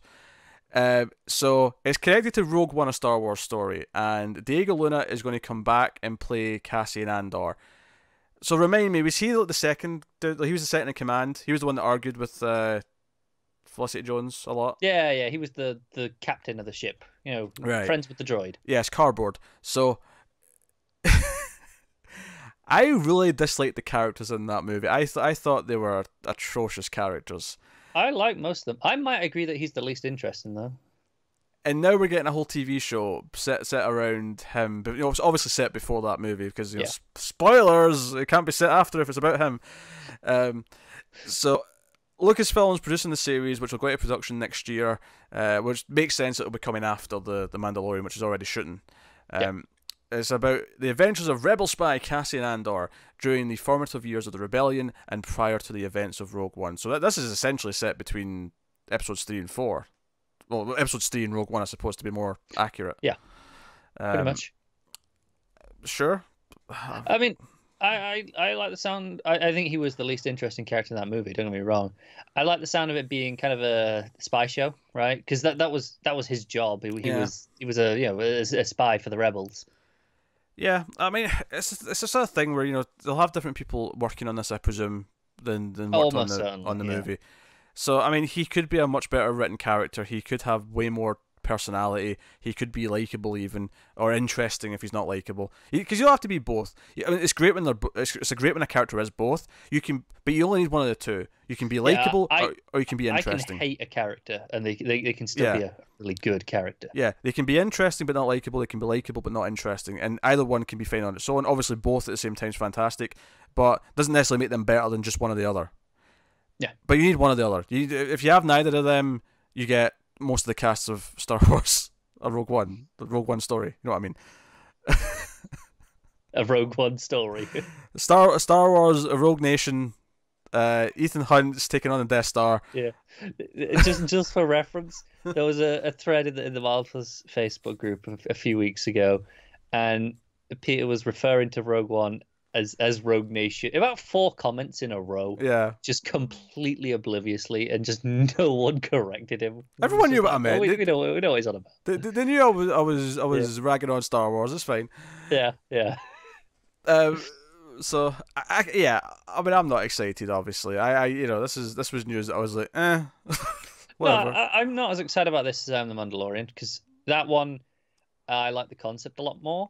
I like the people involved a lot more. This one, we don't really know who's behind the scenes. Yeah, not yet. No, this was Iger just announcing all this crap. It is worth mentioning, he also confirmed that the Loki series is actually kind of...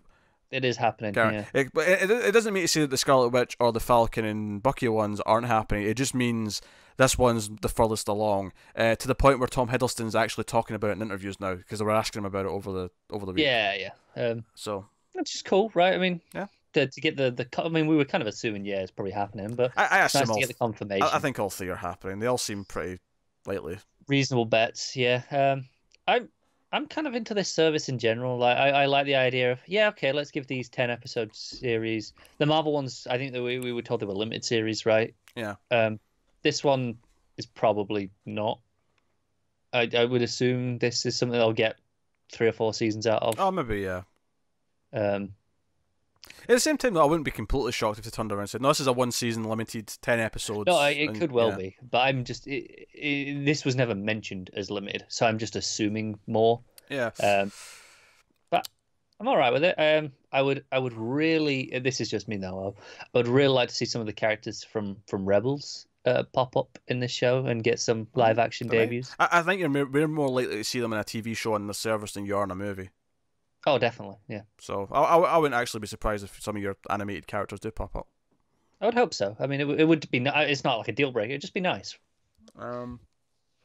Yeah, it's funny to me though. It's like, because I get why this service is appealing to people. If you like Star Wars and Marvel, you're getting like potentially a dose of both.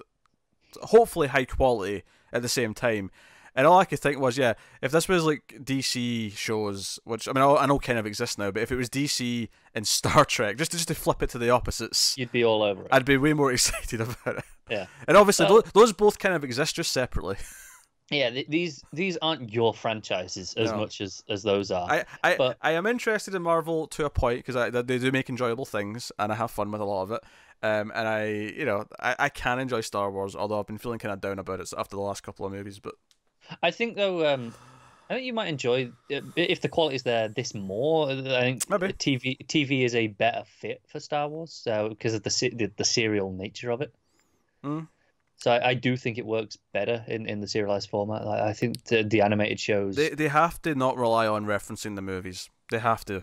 That's what will kill it for me. That's fair. But like I said, the animated show, Clone Wars and Rebels, they completely stand on their own feet, and those are probably my 2 favorite parts of all of Star Wars. And I love a lot of the movies. I would love to know how many people watching or listening to this get to a Star Wars story and go, "Oh no, Peter's going to talk about Star Wars again." I would love to know how many people have that. Some of them definitely do. But then again, I wonder how many people are like, someone who feels that way the way I do. I assume there's probably some of those too. Yes. All right, next up, back to Netflix, because Wait for this number.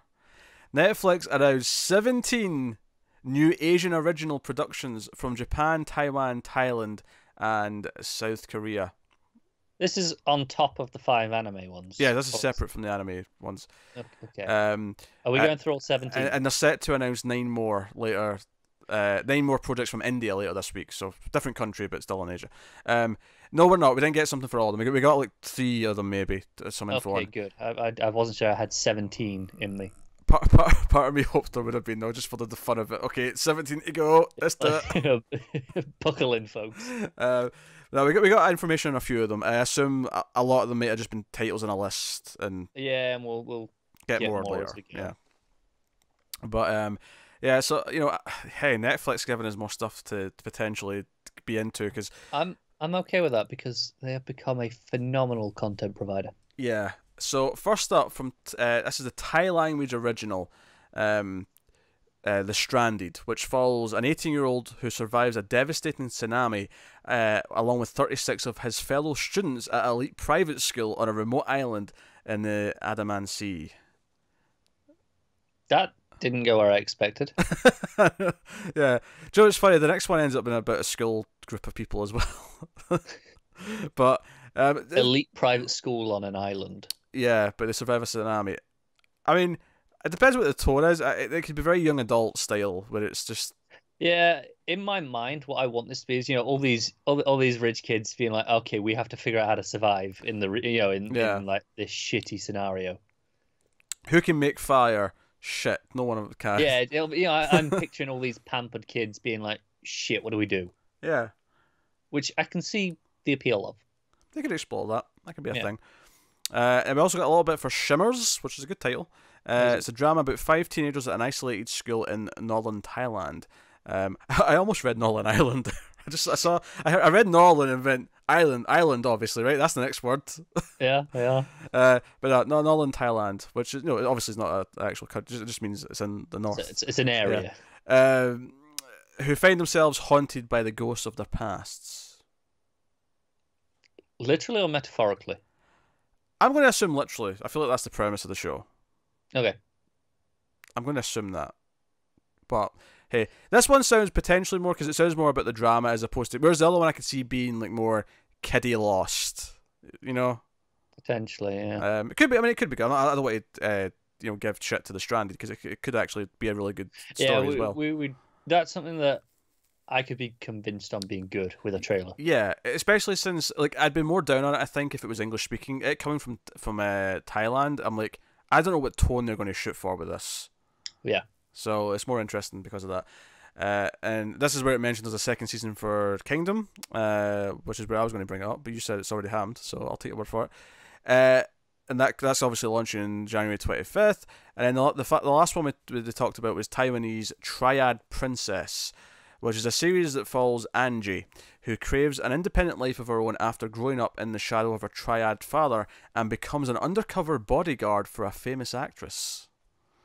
Again, I did not see where that was going at the end. No, it's a great title, though. Triad Princess, yeah. So she doesn't want to be in the triad. She wants to be her own thing. And given her profession, more of a protector, more of a noble profession, perhaps. Yeah, until inevitably something goes where she's got to phone in for help from the triad. Yeah. It's like, look, I need a favour. Yeah. Interesting. Actually, I was not aware that Taiwan also referred to their mob as triads. No, was I? But I mean, I'm not surprised by it either. Yeah, I'm not surprised, but I don't know if it was something I was actively aware of. Yeah, I never thought about it before. I just obviously I've always associated that with China and Hong Kong and places like that. Yeah, I wonder if, because Yakuza is just Japan, I'm pretty sure. I don't think anyone else. As far as I'm aware. Or Yakuza is as it's, I think, supposed to be pronounced. I've always said Yakuza, though. So have I, and I always hear that, so... Yeah. Maybe it's a either-or kind of thing. Maybe. I don't know. All right. Or we're all just butchering their language. Very possibly. All right, so this is the big news of the week for me, which I did not hear about until I was assembling the news for this show, and almost did a spit take. Which means I probably don't know what this is. I almost did a spit take when I saw this. So I have one of the films I grew up with as a kid. Is Joe Dante's Explorers. Right. Okay. I love that movie. For me, growing up, that was like right next to the Goonies. Right. This is a movie about three kids who build a spaceship and go into space. Right. It's a Joe Dante movie through and through. I love that guy's movies. He's got this really great sense of having this jovial fun, but at the same time, really likable characters and it has like this weight to it, even though there's no real weight because the characters care about it. It really straddles this great line. But I love that movie. I grew up with that movie. It's got young Ethan Hawke in it. Young River Phoenix is in it. Love it. In fact, I may get a proper Blu-ray now that this has been talked about again. But so there's a TV show being based in this in the works, right? And there's not an official description. It just gives me a description of the movie, saying, the kid's obsessed with 50 sci-fi aliens movies.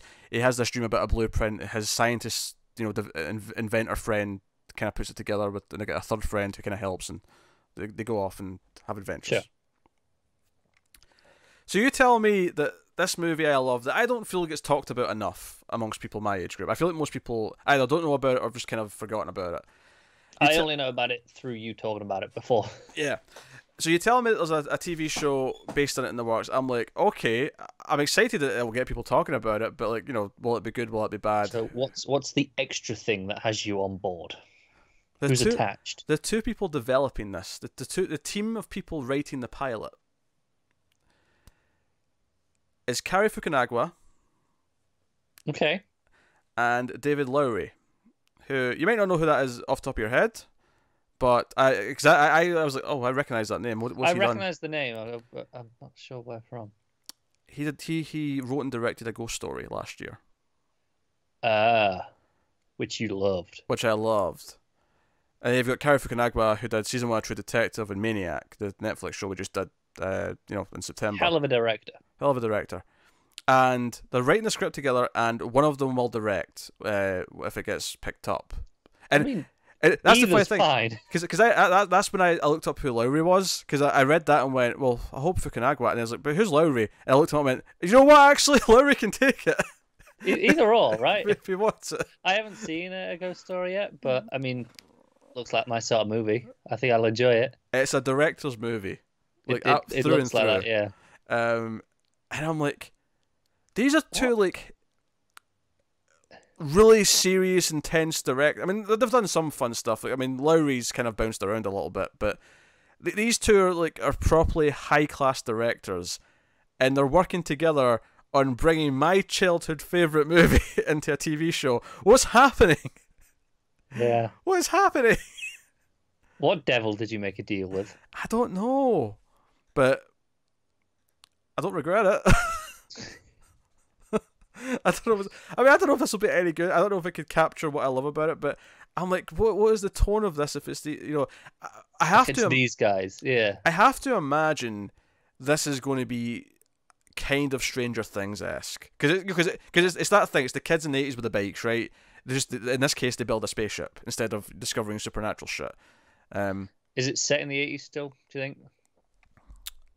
I could see it being set in the 80s, but maybe not. I don't think it has to be. I can see them doing that because you can cash in on the Stranger Things appeal, but it doesn't have to be. And I can almost see them being like getting away with it and be saying, "Oh no, but the movie was long before Stranger Things. This is our thing. This is not ripping it off." Like, it would be true. It would be true to a point, even though it's only existing again, because it's that full circle thing. Die Hard came back because 24 was a hit, which was ripping off Die Hard, but now Die Hard was ripping off 24. Yeah. Psycho 2 came back because slasher movies became a thing, but arguably they only existed in the first place because they were inspired by Psycho. It's a circle. Yeah. Time's a flat circle to reference one of Fukunaga's earlier works. So I don't know. I am deeply curious. This like I saw this headline and did a spit take because I was like, wait, what?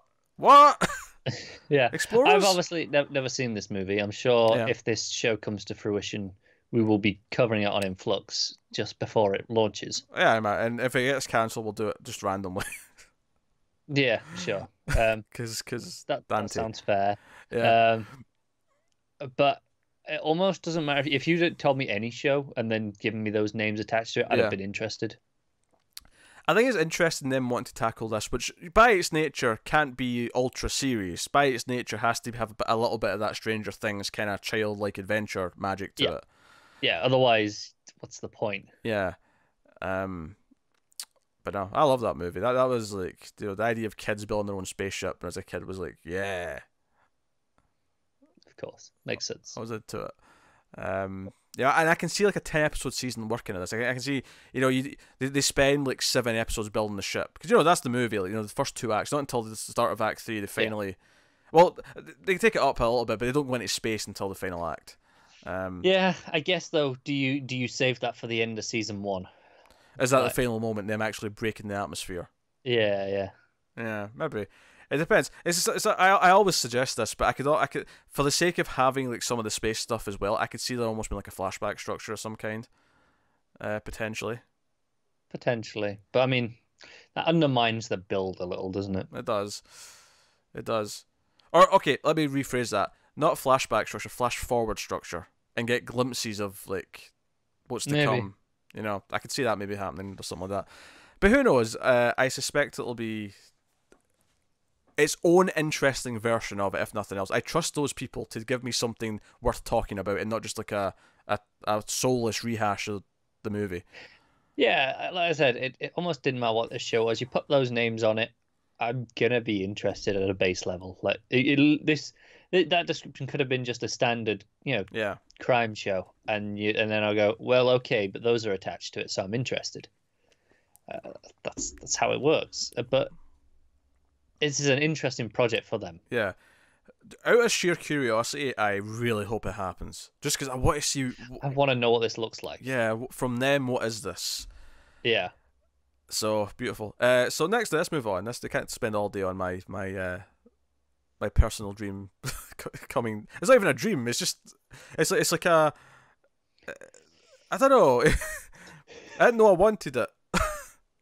Yeah. And I would never have picked those names. Like I could have. You were dream casting.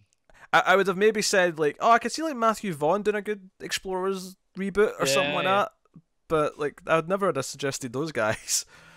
Anyway. Next up, so Universal Cable Productions has inked an overall deal with Grant Morrison, my homeboy. I can't even say that with a straight face. I was like, what are you doing? He's Scottish if anyone didn't get that, he's Scottish, right? That's why I said that. And he is the Scottish wizard. He is the Scottish wizard, yes.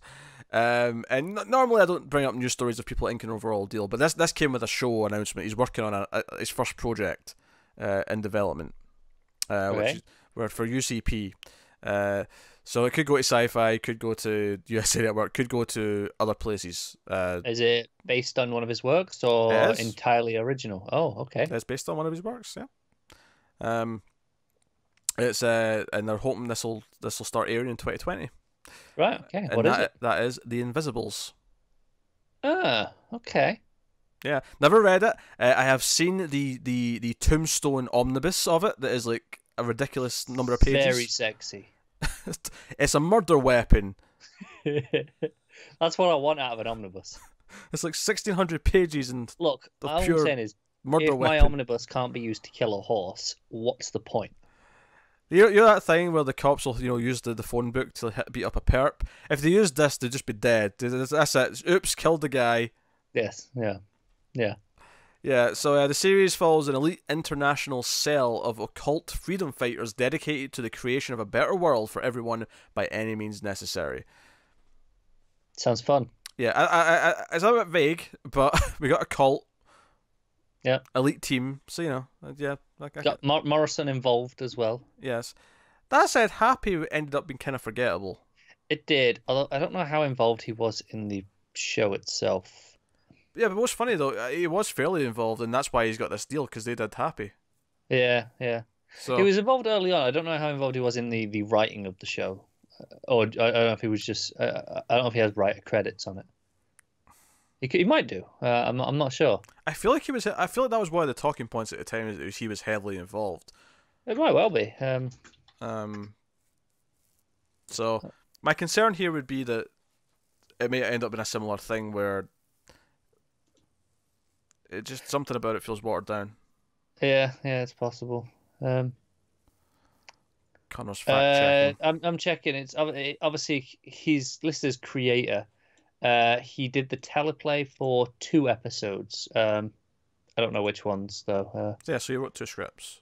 Yeah. And arguably, he also came up with the story because it's based on his book. Yeah.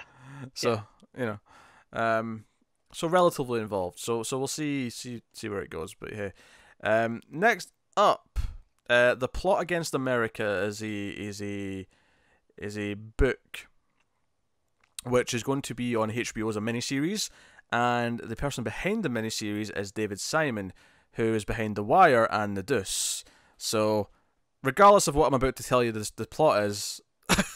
So it's a character piece. Yeah, it's interesting. It's a bit more higher concept though, okay. than some of his other stuff, but it'll be worth watching based on that. It's going to be a 6-part show, so 6 episodes, based on the Philip Roth book of the same name. The series imagines an alternate American history told through the eyes of a working-class Jewish family in New Jersey as they watch the political rise of Charles Lindbergh, an aviator hero and xenophobic populist who becomes president and turns the nation towards fascism. Well, this doesn't sound familiar. Wonder where they got this idea from. I imagine the key difference will be that he is more overtly wanting to be fascist, whereas as opposed to playing blind ignorance and stupidity of the current regime. But yes, you can see the themes this is going to explore, and with David Simon behind it, along with Ed Burns, who's going to be the other writer and executive producer. I expect excellent writing, therefore I expect this will be something we absolutely will watch all 6 episodes of and talk about. I'll be surprised if we don't. Yeah. I mean, it's possible, but I'll be surprised. But yeah, so it's called The Plot Against America. Cool. It sounds really true to life in a sad way. I mean, I expect that this will go further with it because it is an alternate history, but... Because you can, yeah. Because it's fiction. Because they wanted to show the dangers, the possible outcomes, perhaps. Of hey, maybe we should stop this. Yes, it is. Vote, people. Please vote. We probably should have said that last week. I mean, I did on one of the shows. Oh, did you? I even tweeted something out as well. I was encouraging voting, Well, which is something I never used to do. It's not like when I first turned 18, I started voting right away. I didn't really care for a while. I did. I have become more concerned and aware of my surroundings with age.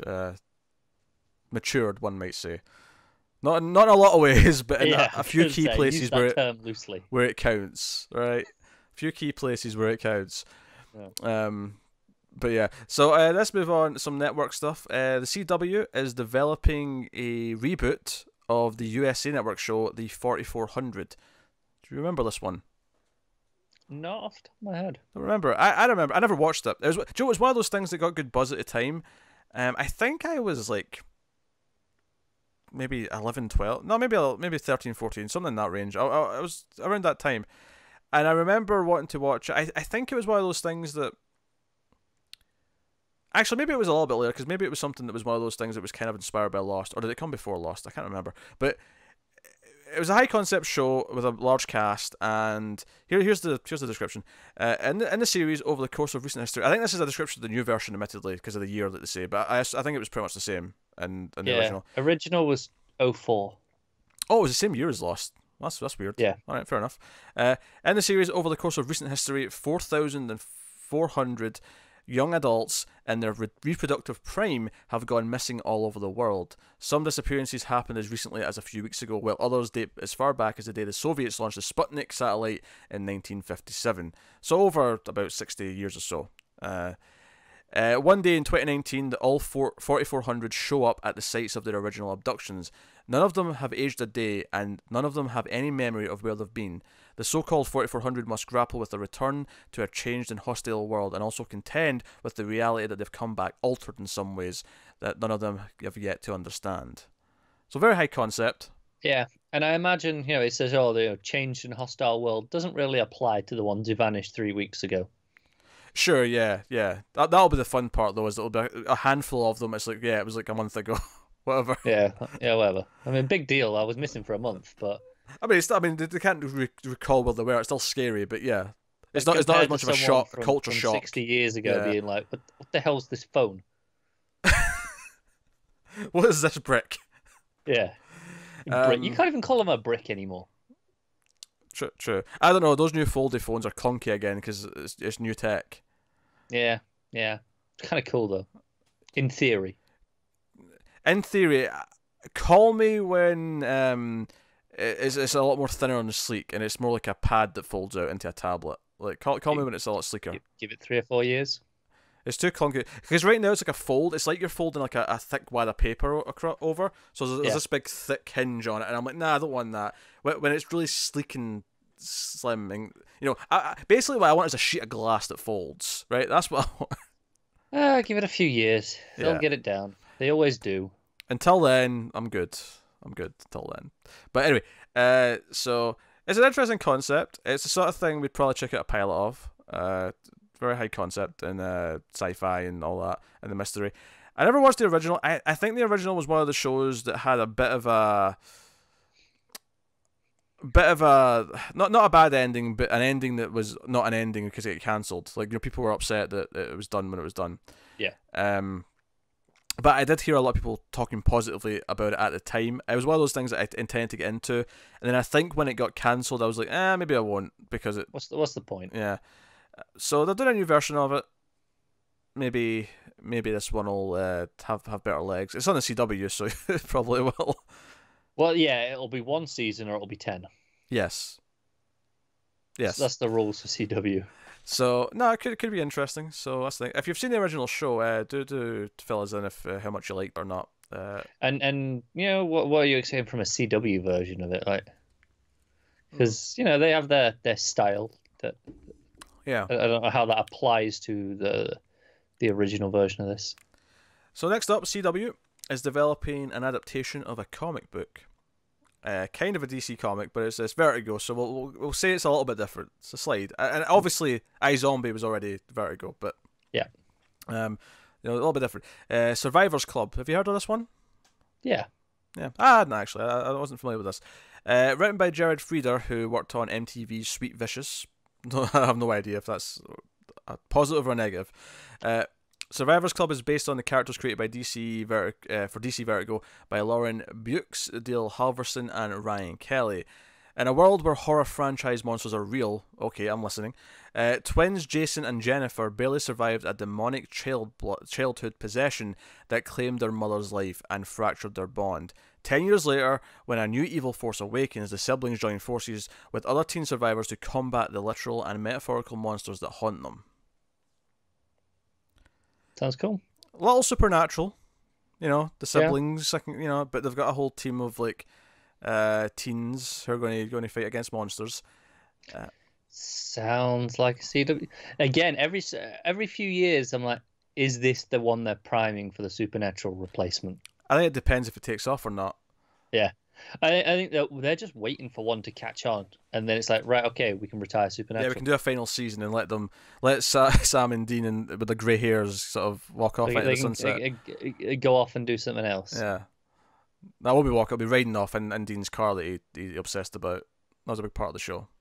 Yeah, I remember you saying. He loves his car. Unhealthily, might I add. So is it a nice car? Yes, that's decent. I mean, I'm not a good judge, but yeah, it's a nice enough car. Okay, cool. Yeah. All right, sticking with the CW for one more show. Writer Melissa Scrivener Love, who worked on Fear the Walking Dead, but wasn't the showrunner. So I mean, staff writer. Do not hold them responsible. Yeah. Has set up Strong Girl at the CW, with Ronda Rousey and Ben Silverman producing. I thought it was going to. When I first read this, I was like, Ronda Rousey's going to be in it. What? I mean, she applies to the title. I mean, Strong Girl. I mean, yeah. she would fit that description to an extent. CW Strong Girl is from CBS TV Studios. Is an adaptation of a Korean format. It follows a former war photographer named Reina, who discovers she is indestructible and potentially the strongest woman in the world. Ghosted by her Spec Ops fiancé when she reveals her newfound power to him, Reina is hired as a bodyguard by a billionaire named Oliver, who sees her true potential. And all I could think when I was reading this is like, so it's like Supergirl is Oliver Queen's bodyguard. Like, yeah. This is a weird concept. So it's a weird concept because it feels like it's mixing and mashing a couple of things from. I don't hate it. other shows. Yeah, but I'm trepidatious. I can see the drama on the CW. yeah, yeah. It's just weirdly kind of like a mishmash of other CW ideas, The but names don't help. no, no. Oliver does not help. The billionaire Oliver. Yeah, okay. Call him Oscar or something. Just if you want to keep the O, like, but you know. Yeah. Anyway, moving on to ABC, they've put in development a show called Untold the Wedding, a romantic drama based on an Israeli series of the same name. And it's based on an Israeli format. Until the Wedding is the story of how one couple's decision to get married can affect everyone in their lives. The show will explore the intimate relationships of a group of friends and family as they are forced to reckon with their own romantic lives and come to terms with the realities of love and marriage. Do you know, when I read the title, I thought, oh, it's going to be about a couple who are saving sex for after the marriage. It seems to be more that all their friends and family hate each other, but they're like, no, and we'll keep it cool until the wedding, and then rage will ensue. Then, possibly. Yeah. I don't know. Not feeling it. No, I mean, it sounds fine, but not for me. ABC is put in development The Sorority Girl Who Saved Your Life, a drama about a sorority girl who joined the CIA from former Arrow co-showrunner Wendy Mersel, Ellen Pompeo, Sarah Timberman, and Carl Beverly. So this is based on a true story, actually. So the sorority girl that saved your life details the incredible true story of Tracy Walder. Walder happened upon a CIA recruiter at a jobs fair and was recruited by the agency while a USC student and Delta Gamma sorority sister. She would spend the next 5 years as a covert operative for CIA's counterterrorism center, assuming aliases, thwarting terrorist attacks, and hiding in the trunks of cars on her way to debrief terrorists at black sites. During her time at the CIA, Walder travelled to the Middle East, Africa, Europe, Southeast Asia, receiving awards for her service. She went on to leave the CIA to join the FBI, one of the few women ever to do so. Walder, who is a master's in education from the Chapman University, is now a mum and a teacher at foreign policy of an all-girls boarding school in Dallas, Texas. So, just funny, because I read the first bit where it just said, oh, sorority girl who joined the CIA, and I was thinking, oh, it's going to be some sort of, like, fun, goofy show where she's in college, but she's also, like, doing CIA jobs, like a secret identity. But then I read the description, I'm like, oh, it just sounds like she sort of leaves and... I mean, it could still play up that side of it for the TV show. I wouldn't be too surprised if it did. But, I mean, AMC, did you say? ABC. Oh, ABC. Okay. It feels like an ABC show. I can see the ABC-ness in this. So, yeah. It doesn't sound like for us, but whatever. Next up, also at ABC, is a show called Love Dad. And that's, Love Comma Dad, not, Love Dad.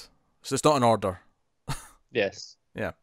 Written by Dave Collard, Love Dad is described as an emotional family drama that is centered around adult siblings from a blue-collar family in the most blue-collar of cities, Buffalo, New York.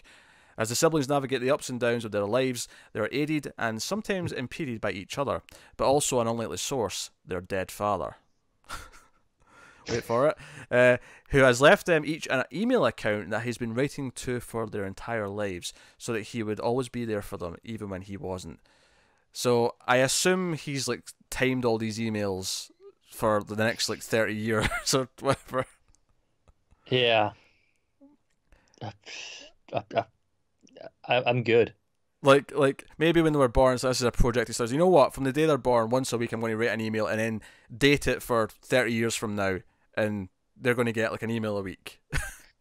Yeah, I wonder if it's one of those things that it was in his will. Like, when I die, just activate this, and then they're on a time. It's like, okay, once it starts, like first one goes out, and then the next week another one goes out. It's basically a dead man switch, just for something kind of nice and sentimental, rather than if I died and take them down. Yeah, it's not Oliver Queen's father, basically, is what we're saying. Yeah. So. I don't know. I think I get sick of it. I'm like, oh God, emails every week. It's meant to be dead. Leave me alone. Dear. It's an interesting idea. It's funny to me that he set it up for like multiple siblings, though. It's kind of like, man, how many was he writing? And how did he have some sort of profound message to give them once a week or however long it is? He started on the oldest, and then the next one was an accident. He was like, shit, now I've got to do it for all of them.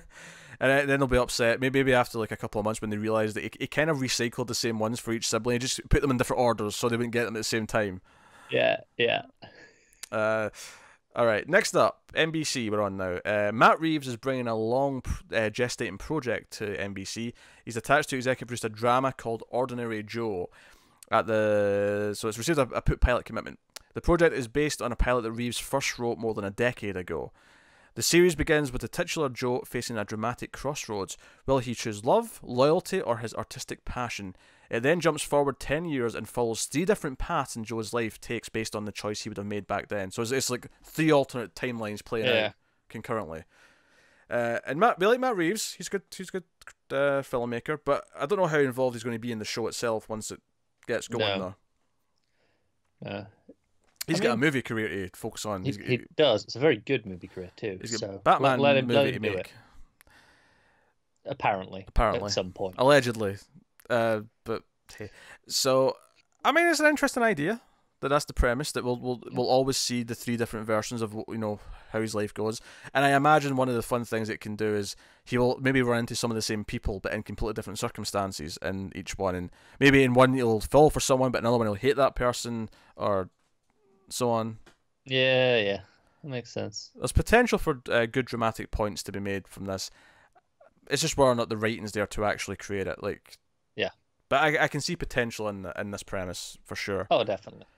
Next up, Fox has handed a pilot commitment to Safe Harbor, a drama written by Sheldon Turner to be directed by McGee. Presumably just a pilot, because that's the way network TV works. Yeah. Safe Harbor is an inside look at the country's most unique military organization. It follows an investigative branch of the U.S. Coast Guard on Miami Beach as they confront a wide array of crimes and catastrophes on land and sea. That's not quite personal and professional, but it's like the Coast Guard's version of it. It kind of is, isn't it? Willfully putting themselves in harm's way, these coasties, as they're dubbed, embody the honour and bravery it takes to save a life. I hate stupid generic sentences. Investigative branch of the Coast Guard. I can't get over that part yet. I'm still back there. Do you know what I think about when I hear that? I imagine Patton Oswalt's character from Brooklyn Nine-Nine, where he's a firefighter, but he's like, no, this is our case. The police aren't involved here. This is a firefighter's case. And it's just kind of like, stop it. This just rivalry doesn't exist. Call the real police. Oh, jeez. Anyway, next up, Fox is developing King of Sting. It's a good title. It's a drama series based on a true story of the most successful undercover operative in DEA history, who happens to be an undocumented immigrant from Guatemala, named Carlos Sagastumi. I'm going to say that as apologies. I'm not really sure how to pronounce that last name. I'm not looking at it. Don't look at me. No, I'm just apologising. Just I'm not going. It happens. I can't pronounce everything right. Well, I mean, you've been better tonight than average. Oh, thank you. King of Sting follows Carlos living a double life. He risks his life infiltrating inner circles of the world's most dangerous criminals while trying to keep his marriage together and raise his kids in Miami. That was professional and personal lives, just for the record. It was. This is the story of his American dream. So it's a Fox show, isn't it? Yeah. Next up at Fox, this actually came from the same story as one of the CW ones, because it's the same producer, writer. Writer Melissa Scrivener Love is back again. That's one from Fear the Walking Dead. Has set up a detective drama called Witnesses at Fox. Mark Paul Gosselaar, the actor's executive producing. So in Witnesses, from 20th Century Fox TV and Stampede, in her first weeks back on the Lexington, Kentucky police force after a mysterious 10-year hiatus, 35-year-old, yet still rookie, Detective Sandra Perkins finds herself working the worst homicide the region has seen in over a decade. Why is the rookie detective put on the worst homicide seen in decades? That seems like really poor management. No one else wants it. Give it to the rookie. In order to end this killer spree, Sandra must seek answers from Helen Lane, a retired homicide detective who should have been Sandra's mentor, but who is actually the reason Sandra left the force years ago. Our two heroines must work through the dark past they share in order to prevent more innocent victims of a killer they both thought had been put to rest years ago. Wait, so the killer was also around back when she first left the force? You just mentioned that at the end, as if without As if we knew that, yeah. Yeah, it wasn't like a, oh, and by the way, extra twist, this killer was active before. It said it as if, yeah, we already knew it. So this is a buddy cop show, but one of them's retired. Yeah. Retiree and the rookie. Two ends of the spectrum. Why didn't they just call it that? I don't know. Which one for me? I mean, what was it called? The Witness? I mean, Witnesses. Witnesses. Boring. On to the final story of the week. CBS. Oh, we've got one. We got one. CBS in like that needle and arrow, just in from the side, out of nowhere. CBS have put in development a drama from writer-producer John Rhimes, who worked on Dynasty at CW. Actor, writer-producer Lance Krell and Jerry Bruckheimer Television. If Jerry Bruckheimer's producing it, it's probably not that worth watching. I'm sure he's not that involved. Yeah, but I'll just say his company tends to be the generic stuff. It does when it comes to this, especially when it comes to the deal with CBS. Yeah, the Untitled Project is an intimate look at the high-octane, complicated lives of the med students, residents, and attending physicians of an elite uniformed services university, where every doctor is also trained as a soldier, whose patients can be anyone from a fellow service person to the president of the United States. So we're doing medical drama, but it's the army. I cannot be less interested in this show. This is CBS has its share of medical dramas. It has its share of generic army soldier shows. This is just, we'll just smush them together. And cops and lawyers. Don't forget the cops and lawyers. Well, yeah, but they weren't relevant to this. I'm pretty sure we had one a while back that smushed three of them together. It probably did, because CBS. I'm sure it did. No, yeah, there was I don't know what it was called. I can't remember for the life of me, but there was one where the cops were also the lawyers or something stupid like that. It was like, oh yeah, I remember. Yeah, it was. I mean, yeah, I don't know.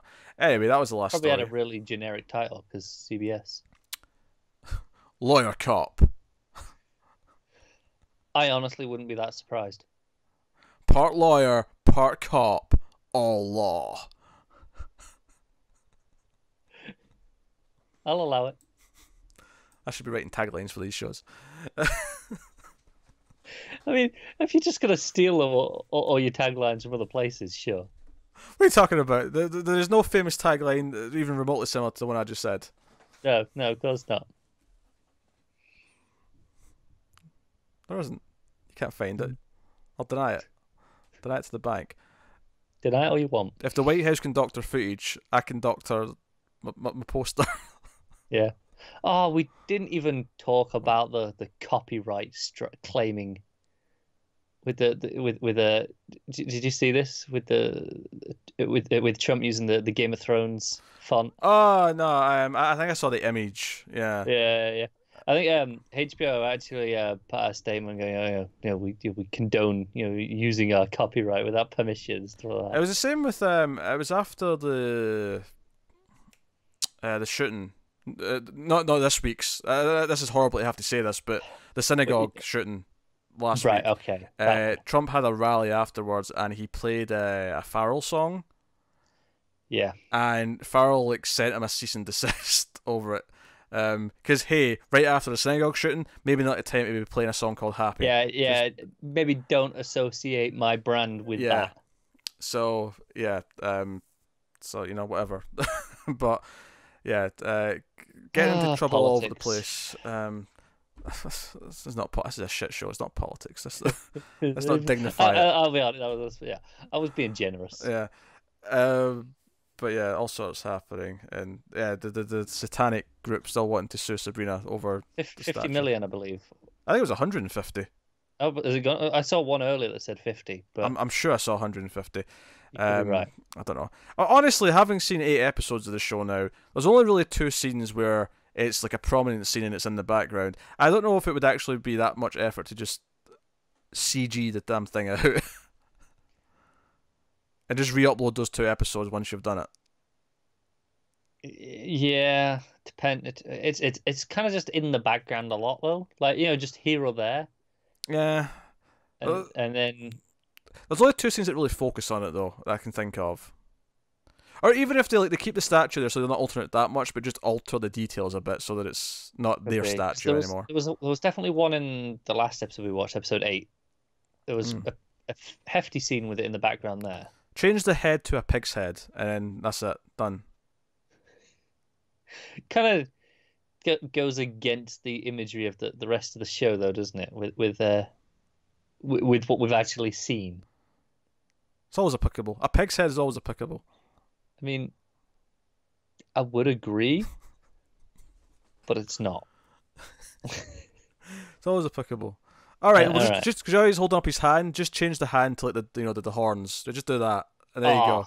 Hell yeah, I'll be down for that. You fixed it. You fixed it. I did the devil's horns. The rock thing for the audio listeners. For anyone who's not seeing. That'd be so much cooler.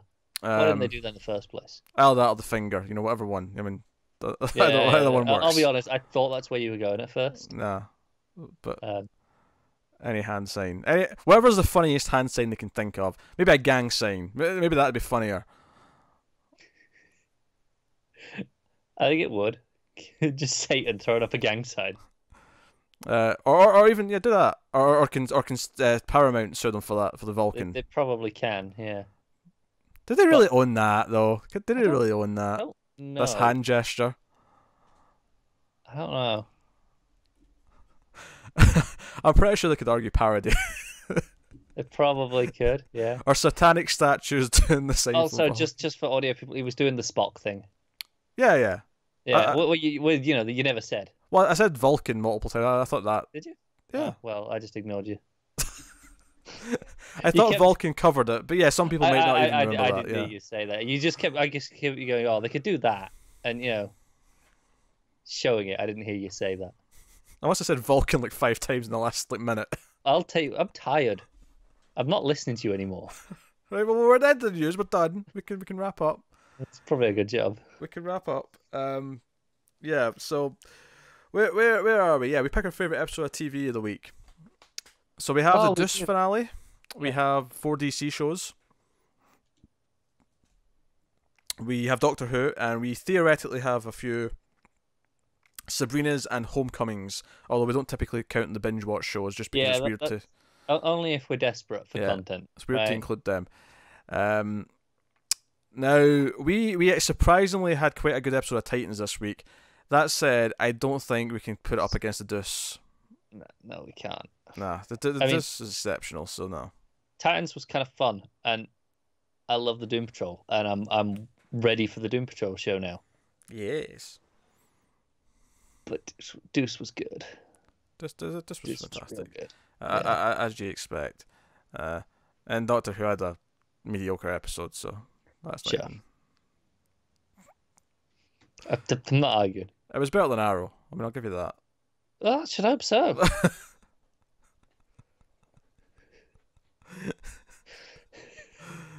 But that's it. Everything else I watched was better. I'll get into it. All right. Okay. Very well. He's just upset because, we recorded a Sabrina review, episode 8, before we recorded this, and he's upset because I got like 6 Buffy references in one video. He's not happy. And then he did one of his own, and he hated himself for it. I did a little bit, yeah.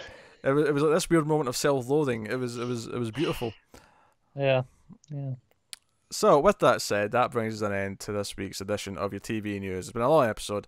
Let us know what you think of the news items in the comments, like and subscribe, all that stuff. If you want to support the channel and the show and everything we do here, head over to patreon.com/MailFuzzTV, and you can really help us out by going over there and having a look at what's on offer. You can support us for as little as $1 per month, and it's greatly appreciated. But like, subscribe, all the usual stuff as well. Get us on the Twitters.